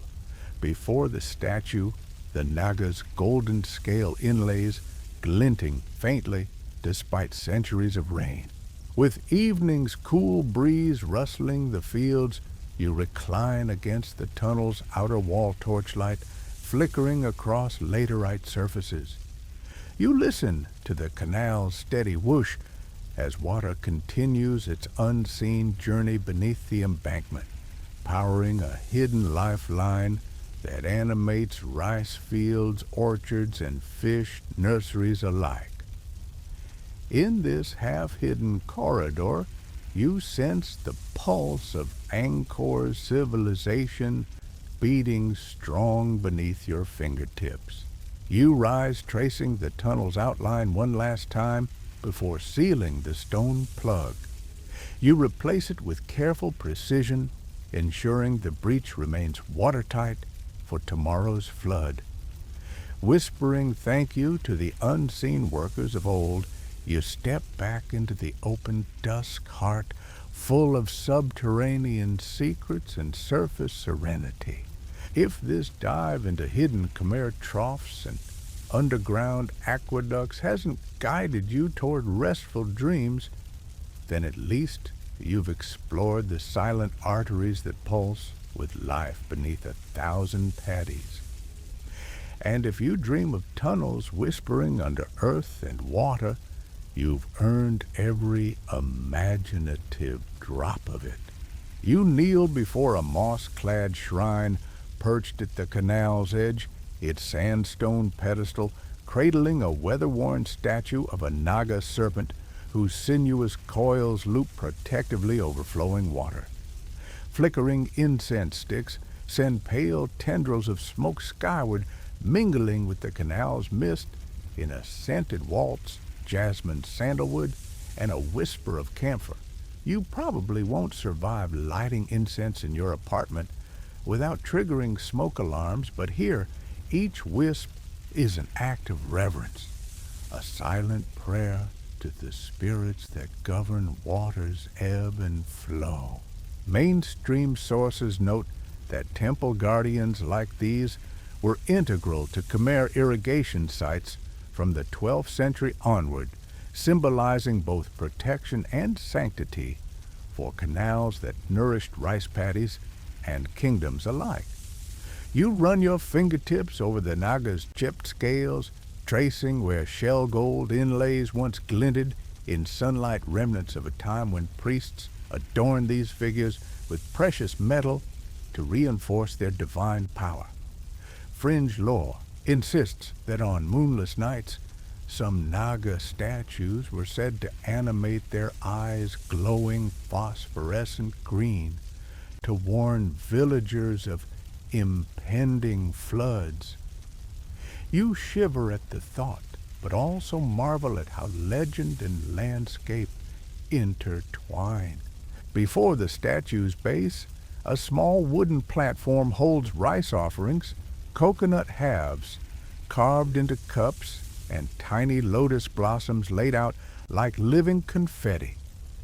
You bow your head and offer the Naga a few grains of sticky rice, whispering thanks for the life-sustaining waters coursing through the canals. Historians still argue whether these offerings originated as genuine propitiations to water deities or as community rituals evolved to foster shared stewardship of hydraulic works. Either way, the tradition endures as a communal heartbeat. A young monk emerges from a nearby pavilion, his saffron robe brushing the shrine's carved lintel. He lifts a bronze bell and delivers 3 deliberate tolls, each note resonating through the air like ripples across a still pond. You close your eyes, letting the sound vibrate through your chest, each toll marking a cycle in the canal's sacred choreography. The monk's presence is at once humble and commanding, reminding you that infrastructure and spirituality have long walked hand in hand along these banks. Beside the shrine, a pool of water collects at the Naga's feet, ritual ablution for devotee visitors. You dip a ladle into the pool and sprinkle a few droplets onto your forehead, tasting faint mineral tang. Locals believe this blesses both body and field, anointment passed from shrine to soul to soil. Fringe anthropologists suggest that such water rituals boosted communal cohesion, creating shared moments of pause and reflection amidst labor. You feel that cohesion as you stand momentarily suspended between faith and function. Presently, a group of villagers arrives, bearing long banners emblazoned with intricate cloud motifs. They unfurl the silk banners and tie them to bamboo poles lining the canal bank. These are procession flags for the water festival, their vibrant hues marking gratitude for an abundant year and prayers for the next. Mainstream historians record that such festivals date back to Angkorian times, when kings paddled ceremonial barges along royal canals, an aquatic pageant of divine kingship. You glance at the canal's mirror surface, imagining ornate boats gliding beneath these banners, each ripple reflecting golden crowns. A woman in teal and russet dress steps forward, drawing a bowl of scented oil from a woven basket. She anoints the Naga's forehead with a small brush, painting a red dot of vermilion pigment. The color glows in torchlight, an emblem of life and renewal. You sniff the oil's sweet warmth. Some say it's infused with lotus extracts. Others claim sandalwood. Either way, it lingers on your palms in a tactile blessing. Across the channel, a small stone pavilion houses a monk who chants sutras to invoke rainfall in times of drought. His rhythmic intonation echoes across the water, a meditative drone that seals the shrine's protective aura. You recognize snippets of Pali verses, invocations of rain and prosperity, and feel their cadence harmonize with the canal's gentle murmur. Fringe linguists debate whether these chants originated from Brahmanical prayers or Buddhist dialects brought by Indian envoys, but tonight the words transcend academic lineage, becoming pure sound and spirit. As dusk deepens, villagers light oil lamps in small clay saucers, placing them at the Naga's feet and along the temple steps. The lamp's golden glow dances on water's surface, transforming the canal into a ribbon of living light. Each lamp represents a prayer, a hope for abundant harvests and safe passage through monsoon torrents. You lean over and watch as the flames flicker against the dark water, their reflections pulsing in time with your own heartbeat. A lantern bearer approaches the shrine and offers you a candle. You accept it with both hands, its warmth radiating through your fingertips. With a steady breath, you light the wick and set it beside the Naga's bowed head. The candle's halo illuminates the serpent's carved fangs and curling nostrils, highlighting the statue's fierce yet compassionate visage. You feel a tender respect. This guardian has watched over water's silent path for centuries, a sentinel of both stone and spirit. After a moment of quiet, the monk blesses the gathering, sprinkling consecrated water over faces and fields alike. You taste droplets on your lips, live tones of rice river and ritual. Schools of thought argue about the origin of water blessing rites. Some point to ancient Vedic ceremonies, others to local animist traditions. But here, the act transcends provenance, crystallizing communal faith in each bead of holy water. You step back, giving space to villagers as they disperse, each carrying their candles and banners to float downstream in ceremonial rafts. The canal's surface becomes a procession of flickering lights, moving gently toward the beret and beyond. You watch entranced by this river of flame as the Naga's protective coils seem to glow under a canopy of lanterns. Finally, you extinguish your candle in its saucer, capturing the last flicker of flame. You bow profoundly before the shrine, feeling the water's pulse in your veins and the Naga's ancient presence at your back. In this moment, temple guardians and irrigation canals converge, stone and spirit engineering and worship flowing together in an endless, sacred loop. You step away from the shrine, following the lantern-lit path back to the main embankment, heart steeled by reverent calm. If this invocation of water's divine protectors hasn't guided you toward slumber, then at least you've witnessed how faith can fortify engineering and how canals themselves can become temples in motion. You trudge beside a gently sloping bank where a line of majestic elephants gathers at dawn, their massive gray flanks gleaming with dew like ancient castles of flesh. Each beast is harnessed to a hefty hardwood log. Tight ropes looped around sturdy mahout poles, ready to drag these timbers into place to shore up eroding canal embankments. The soft rumble of their coordinated grunts and the scrape of logs sliding over packed earth create an ASMR rhythm so soothing you might forget about that group chat drama you abandoned last night. You probably won't survive this level of rustic heavy lifting in your living room unless you've always wanted your coffee table to double as a canal bank.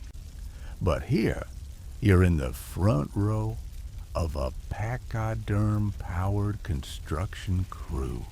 Mainstream historians note that Khmer kings employed elephants for hydraulic repair projects as early as the late Angkor period around the 13th century. Because the animal's brute strength and sure-footed grace made them ideal for dragging logs over muddy terrain. You lean in to stroke a wrinkled trunk, feeling its bristly surface vibrate as the elephant plucks at a nearby clump of grass, a tactile reminder that engineering prowess often walked hand in trunk alongside animal labor. A mahout in rust-red robes steps forward, murmuring a low chant that the elephant recognizes as forward.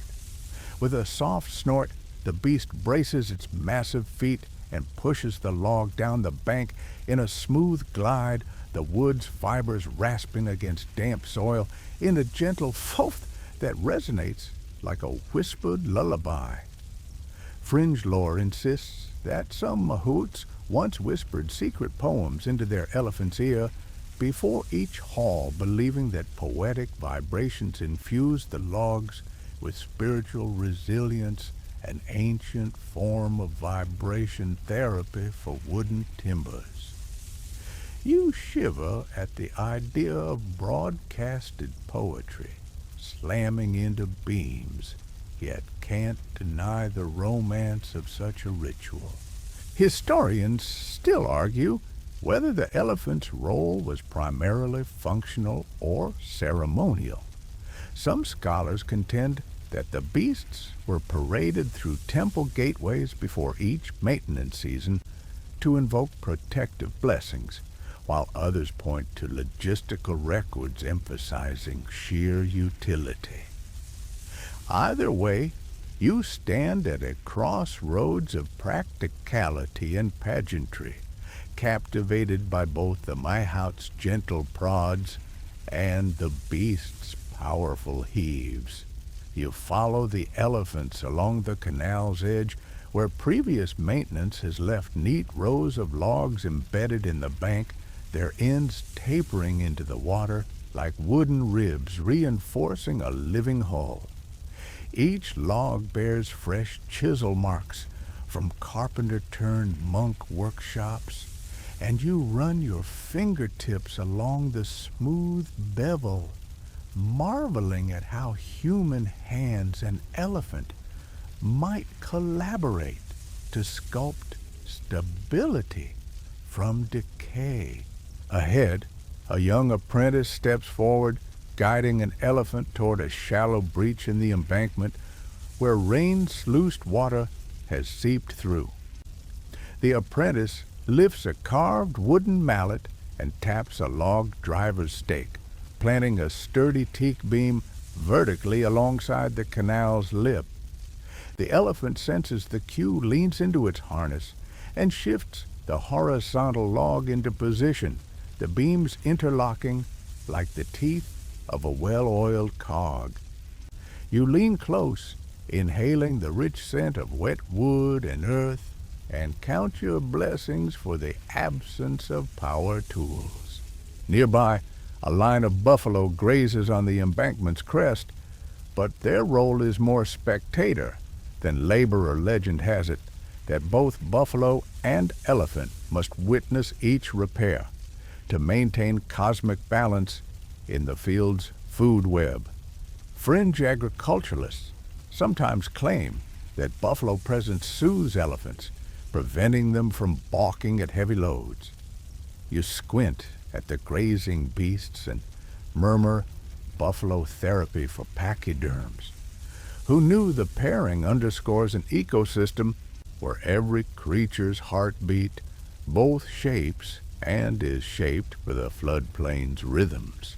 You step aside as a pair of elephants drag another log into place, their trunks swinging in tandem like metronomes marking the canal's pulse. Each step is deliberate. Each log embeds firmly into the bank's soft clay with a muted thunk. You place your hand on the wet wood and feel the tremor of their muscles roll through the grain, nature's most reliable torque wrenches at work. The mahout claps 3 times, signaling a break. You join a small circle of workers under a thatched pavilion, sipping sipped rice wine toddy and nibbling on sweet mung bean cakes.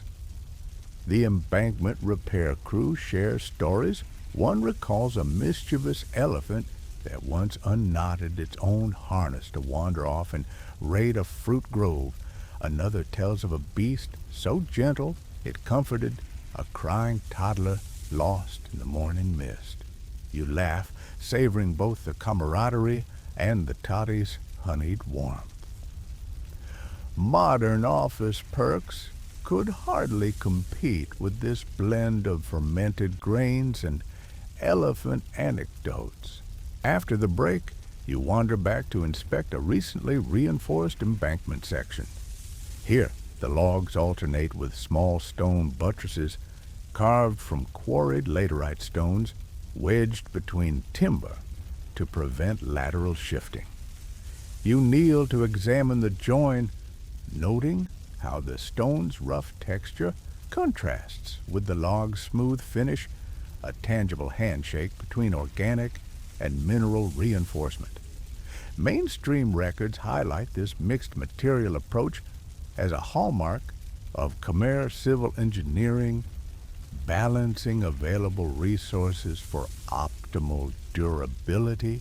Sunlight filters through a canopy of tamarind leaves overhead, casting dappled patterns across the repair site. A final pair of elephants stands by, awaiting the last log's placement.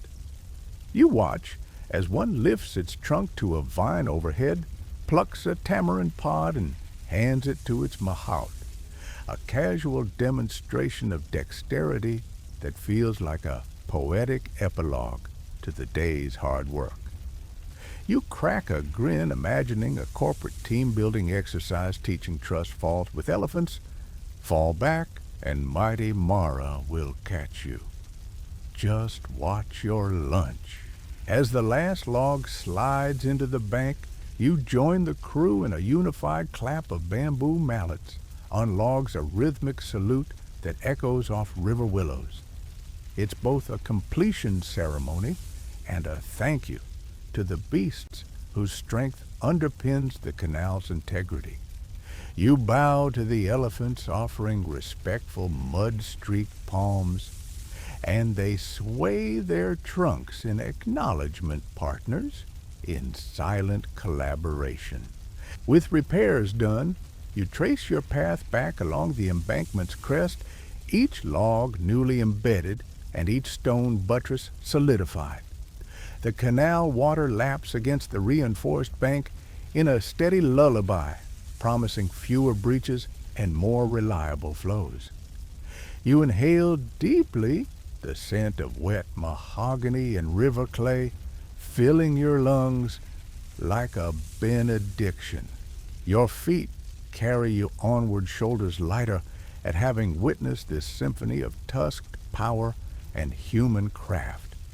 And if this foray into elephant-driven maintenance crews hasn't saddled you with drowsy delight, then at least you've paraded through a parade of engineering and animal grace that rivals any bedtime procession. You settle onto a low wooden plank beneath a canopy of malave and palm fronds, the canal's gentle current murmuring just a meter away. In your lap rests a spool of freshly dyed silk threads, saffron, indigo, and russet gleaming like spilled gemstones in the morning sun.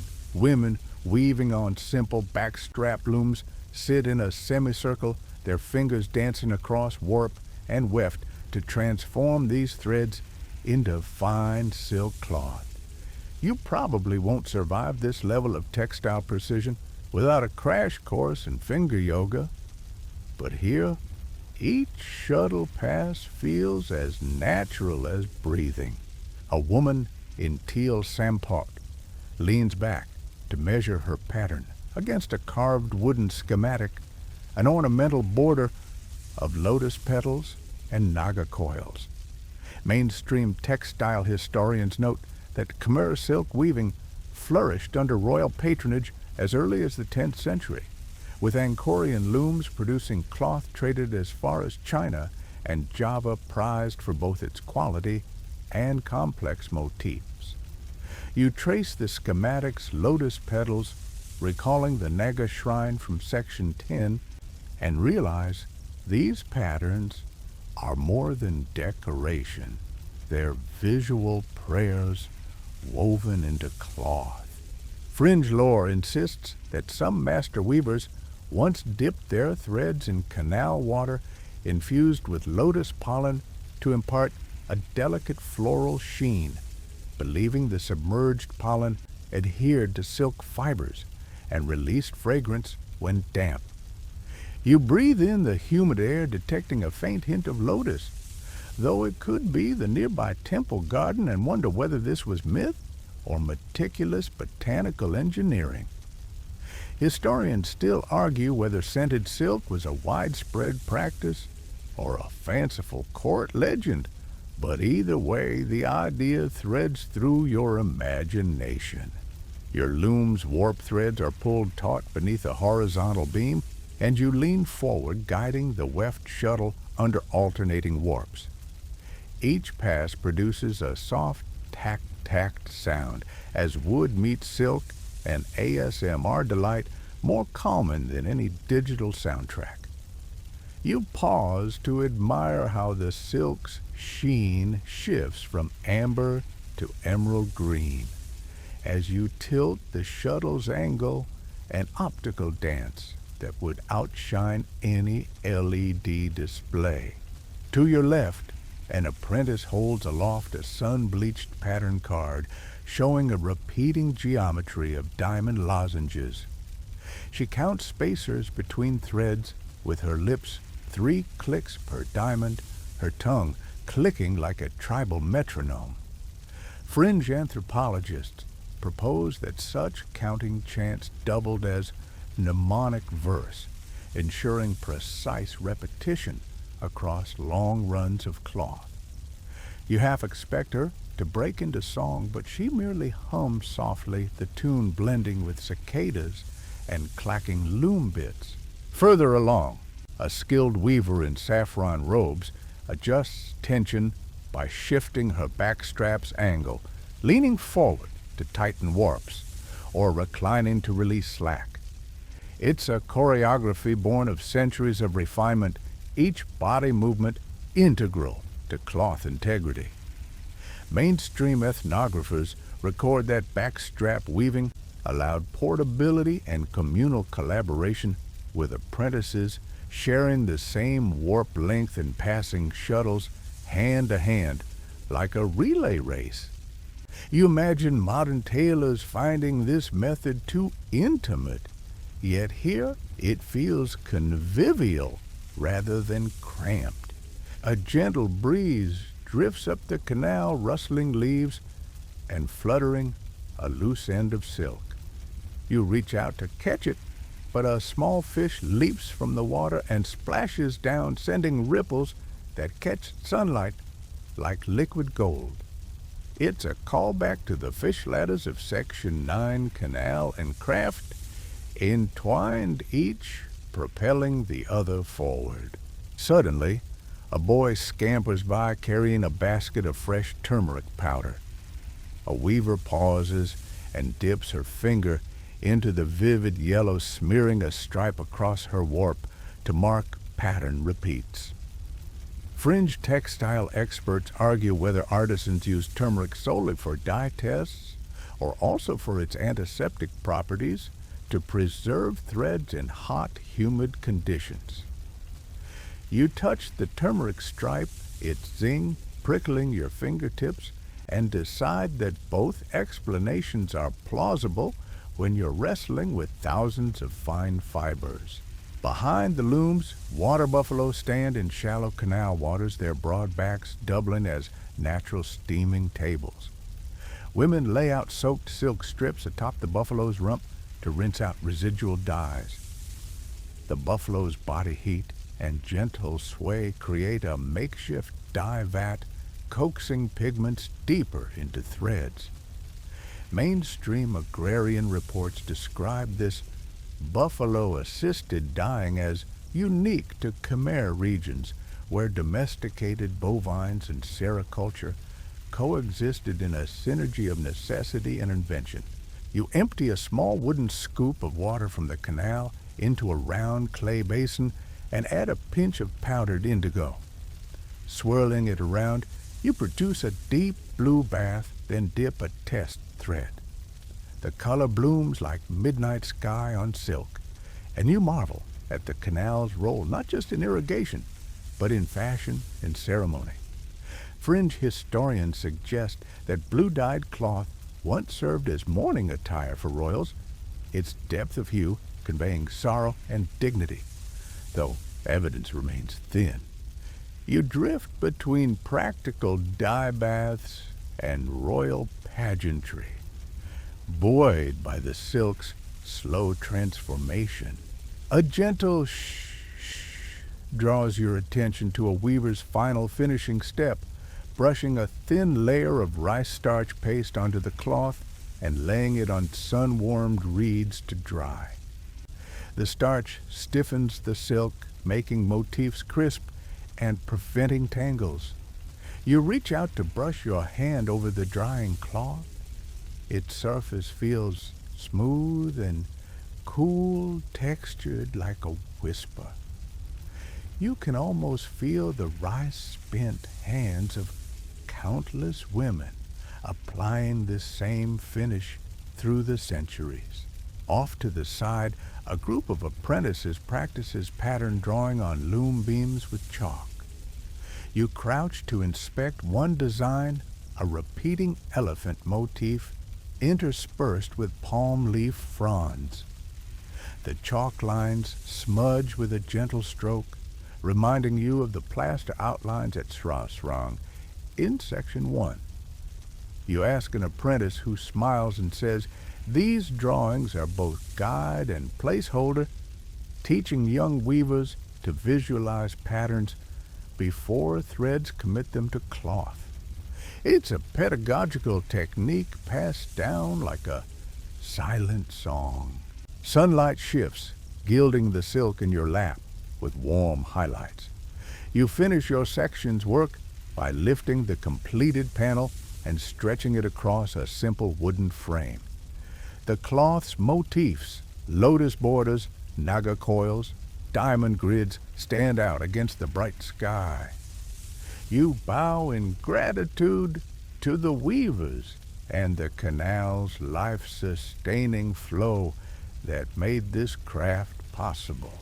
Rising, you step back and watch cloth panels flap in the breeze like prayer flags. The canal's harbors hum below its water, reflecting fractured rainbow patches from dyed threads above. In this co-created landscape of water and silk, you sense the heartbeat of medieval Khmer creativity, woven into every filament. And if this immersion into silk weaving on canal embankments hasn't lulled you into a serene weave of dreams, then at least you've felt the tactile poetry of human and watercraft, bound by threads of ingenuity.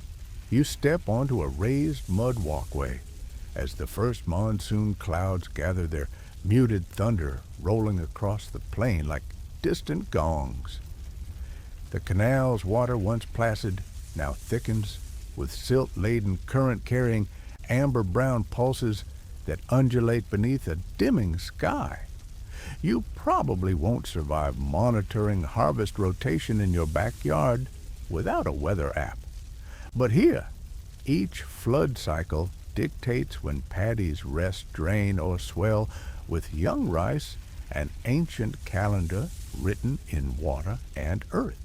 Mainstream agronomists record that Khmer farmers practiced a 3-field rotation by the 14th century. One plot flooded for growing early rice, another left fallow to absorb nutrients, and a third drained for dry season crops like sesame or gourds. You lean over the canal bank, peering at 3 adjacent fields, one submerged, knee-deep, one sun-cracked and dry, and one brimming with golden stalks ripe for harvest.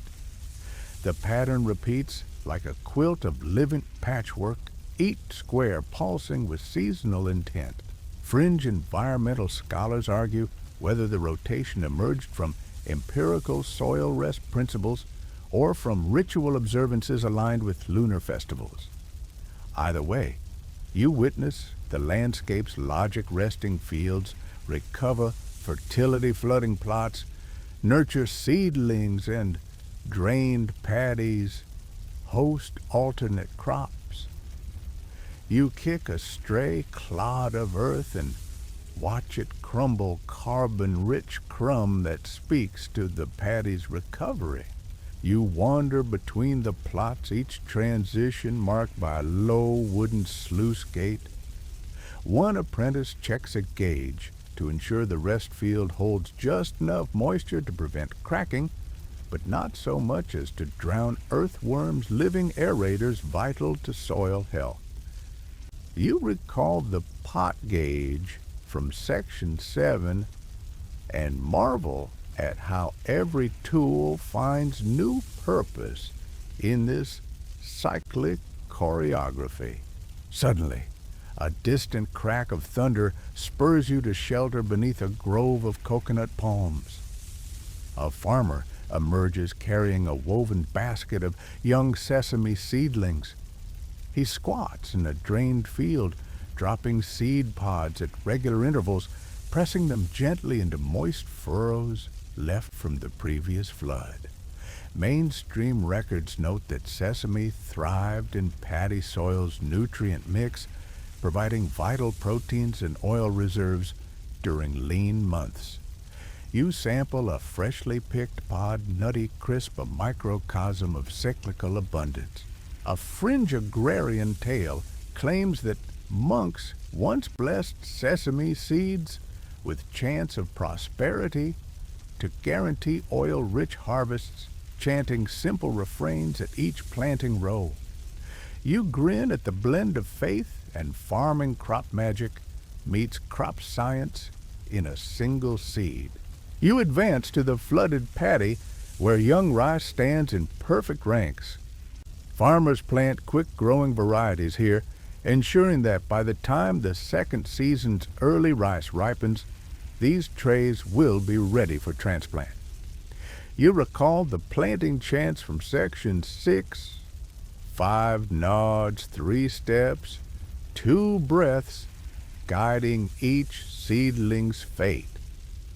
In this field, those seedlings bob like synchronized swimmers in emerald water. On the dike between cycles, you spot a low stone marker, carved with 3 concentric rings, each ring signifying a rotation stage flood rest dry. The innermost circle bears a lotus petal motif, a sacred symbol of renewal. You touch the carved rings, feeling how even the marker's symbolism underscores rotation's sacred choreography. Historians still debate whether such markers were purely mnemonic devices or had protective amuletic power to ward off pests and floods. But here, the rings feel both practical and poetic. Rain begins in earnest fat droplets splattering into paddies like drumbeats. The cyclical significance intensifies, fields awaiting flood drink deep as the sky opens. You brave the downpour and wade into a resting field, startling a school of mud skippers scuttling into burst-open holes. Fringe ecologists argue that allowing fields to flood before rest enhances microfauna proliferation, boosting nutrient cycling and controlling pests. You feel the squirming life beneath your boots, a living testament to this ecological insight. Next, you cross to the drained plot where sesame seeds nestle. The seeds have sprouted into pale green shoots that tremble in the wind. A child treads softly through rows, collecting stray seedlings that the flood displaced, replanting them in gaps with nimble fingers. You wonder if this microsurgical replanting is pragmatic or ritual, perhaps a practice to ensure uniform growth or a gesture of care, blessed by ancestral spirits. Further along, you reach a paddy transitioning from rest to flood. The field is bisected by a low embankment, half submerged on one side and baked on the other. A farmer opens a bamboo sluice, and water pours in with a roiling whoosh, signaling the start of the next rotation. Golden starlight of fireflies mingles with rainbows and ripples, another natural's only light show that would shame any neon festival. You dip a palm into the rising water, letting droplets trace lines on your skin, cold, life-bearing, and insistent. Each cycle's beginning, tastes of progress, each rotation, an implicit promise of harvests yet to come. You taste clay and algae, a mouthful of monsoon memory that stirs both gratitude and wonder. A light joke surfaces. Imagine modern agri-tech companies offering rotation as a service subscriptions, monthly water pulses to optimize yield. But here, no subscription fees or software updates, only farmers, sky, and earth in mutual accord. As the rain slackens to a gentle patter, you stand on the dike's crest, surveying the rotating mosaic below. 3 seasons converge in living geometry, submerged green, dusty, brown, lush gold.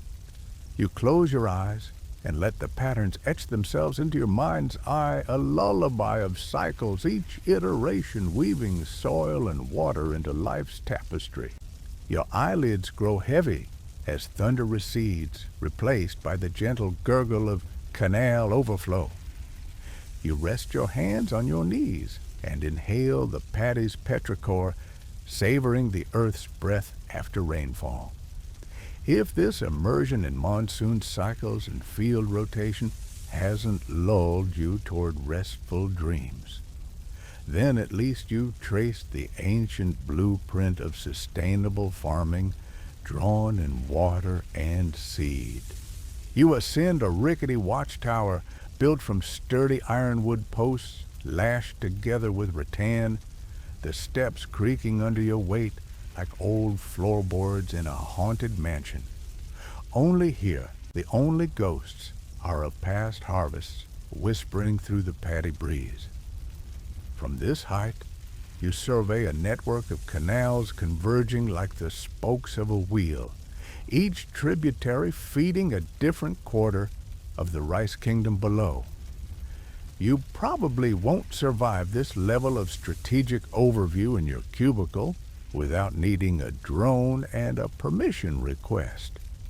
But here, no permits or batteries are required, just breath balance and the tower's gentle sway. At the top, a canal steward in saffron robes stands with a wooden staff carved into serpentine coils. He places the staff tip into a shallow bowl of water and reads the ripples, a time-honored ritual to forecast flow behavior and potential breaches. Mainstream chronicles note that such watchtowers called Preah Sok were integral to Khmer hydraulic administration by the 15th century, allowing stewards to patrol water networks and respond swiftly to leaks or blockages. You observe how the steward's gaze sweeps from channel to dike, embodying vigilance incarnate. Fringe lore suggests that some stewards wore special anklets that chimed softly as they climbed alerting embankment crews below. To an impending visit, an analog pager long before cell phones. You listen for a faint jingle, half expecting a melodic signal, but only hear the distant drip of a sluice gate. Whether anklets once jingled or not, you sense the culture's deep commitment to proactive repair and communal vigilance. Below, villagers and apprentices carry woven baskets of river stones to reinforce vulnerable banks. They position stones under the steward's hand signals, creating rip-rap armor against erosive currents. You recall the logs and buttresses from Section 11 and see how each generation layered protective measures from timber to stone to coordinated patrols. It's a living palimpsest of engineering solutions, each inscribed over the last.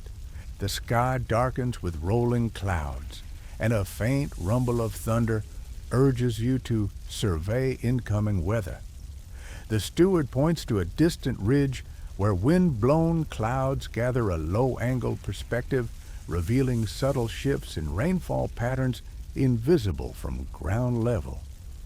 Historians still debate whether Khmer stewards used rudimentary anemometers or simply trained their eyes to cloud shapes. But here, human and nature converge in a silent meteorology. Behind you, a set of bamboo signal poles stands ready. Each pole bears a colored flag, red for high alert, yellow for monitor, and white for all clear. The steward attaches a red pennant, signaling downstream crews to brace for heavy inflows. You watch the flag snap in the gusting breeze, its color blazing against slate skies like a beacon of both warning and solidarity. To your left, an apprentice leans over the tower's railing, releasing a small clay whistle into a wind current. It tumbles end over end, singing a mournful note as it falls an auditory semaphore known as the wind's voice, used to test airflow direction and speed. Fringe ethnologists claim these whistles were sometimes tuned to specific pitches to warn of particular threats, flood surges versus embankment breaches, but no written records confirm the practice.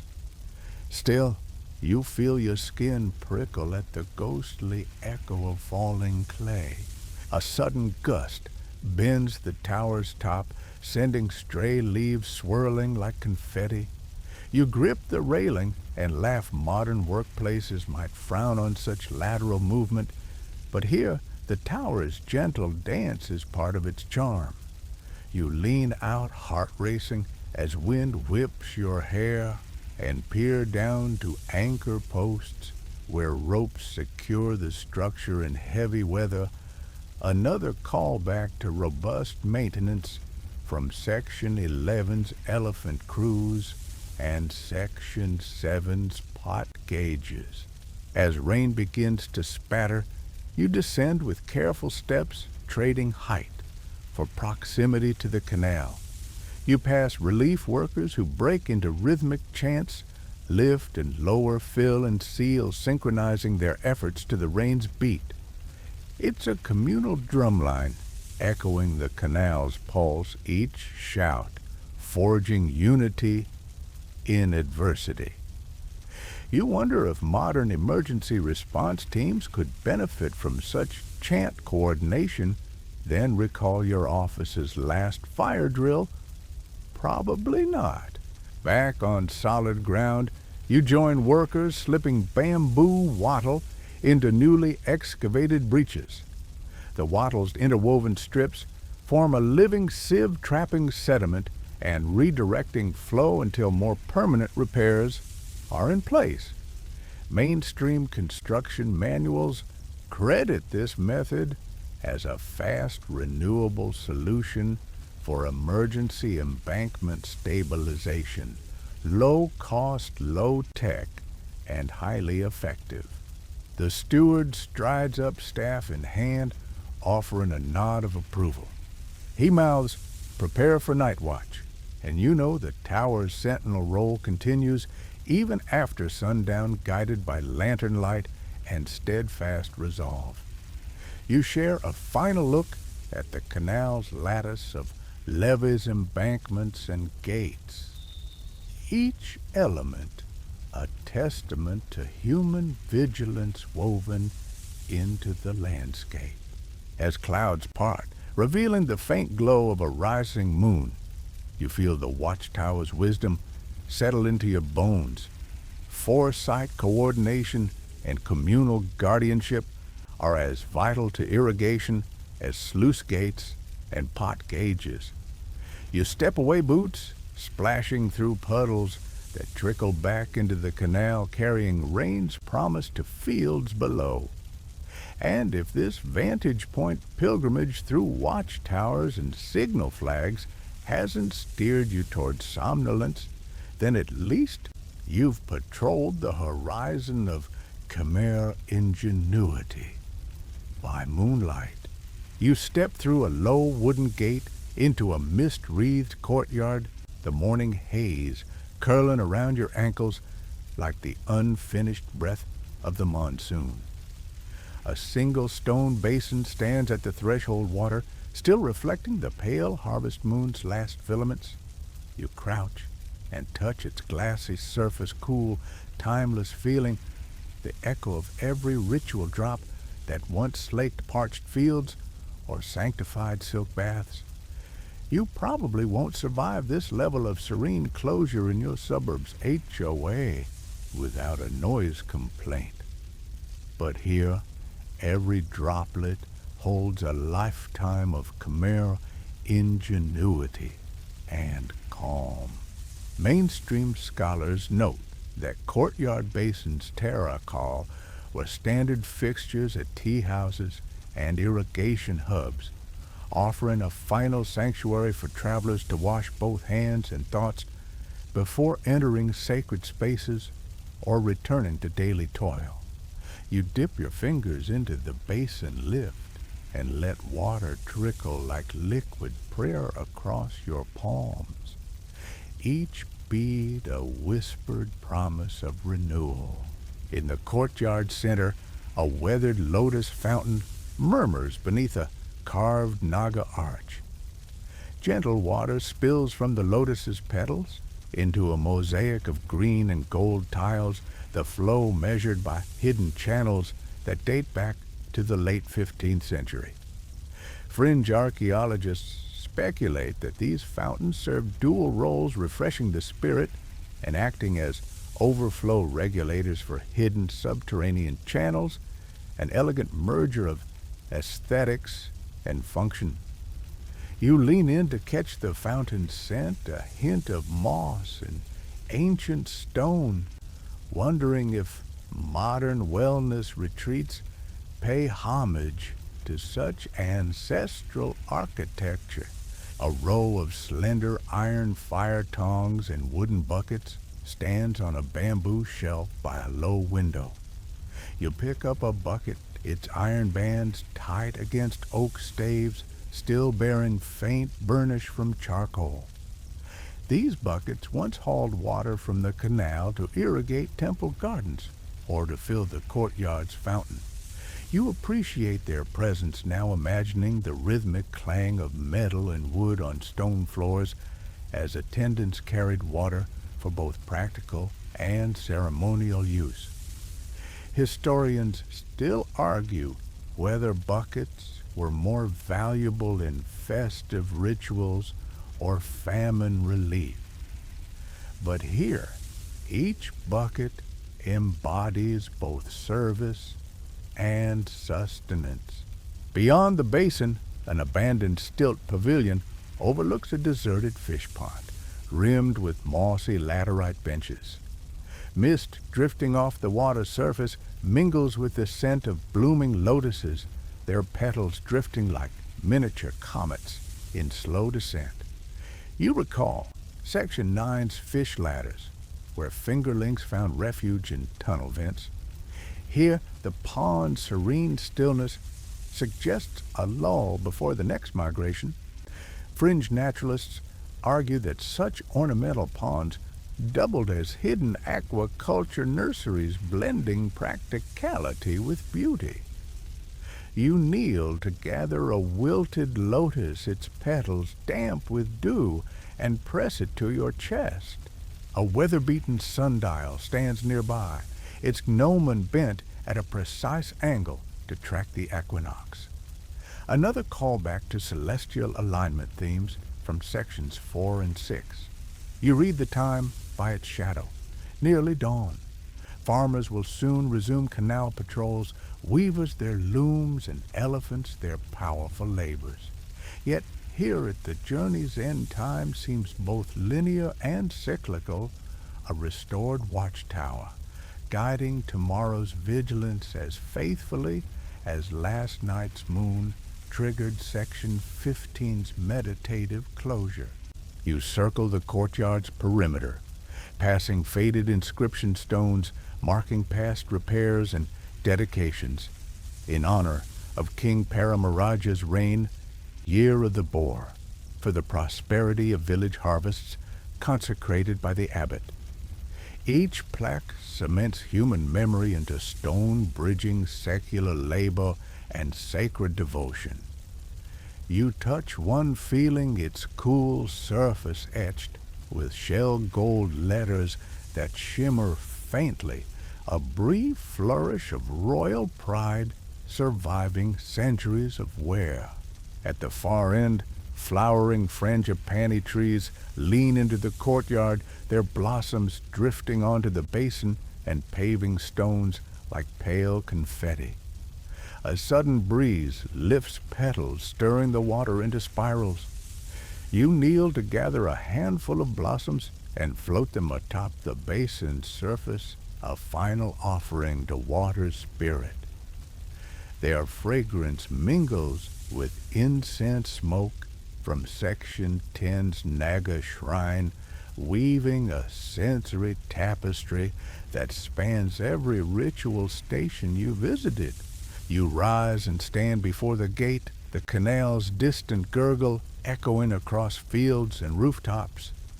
In this hushed moment, you recognize how each canal, sluice, and aqueduct, every elephant log, silk warp, and stone marker has guided you through centuries of human care for water's flow. The courtyard silence feels like the closing chord of an epic symphony, one composed by countless hands, hooves, and hearts. As dawn's pale light strengthens, you bow deeply to the courtyard, the basin, and every guardian statue that watched over these waters. You place your palms together in a silent vow to carry these stories, these cycles of innovation and reverence, into the dawn of your own days. And if this final bow in the courtyard's quiet has not already cradled you into dream's embrace, then at least you've tasted the bittersweet calm of honoring what was, what is, and what may flow forever beyond memory. 300 words, wind down. The mist softens around you, dissolving edges and shapes until only gentle ripples remain. Close your eyes and inhale the mingled scents of lotus blossoms, damp earth, and warm wood, all whispers of a world where water's pulse beat in harmony with every heartbeat. This is the hush after creation, the sacred pause between one season's end and the next's beginning. Let your thoughts drift like petals on a silent canal, unhurried and unforced. Remember the sturdy elephants dragging logs through mud, the channel's hidden tunnels humming beneath embankments, the precise rhythm of looms weaving silk over flowing water.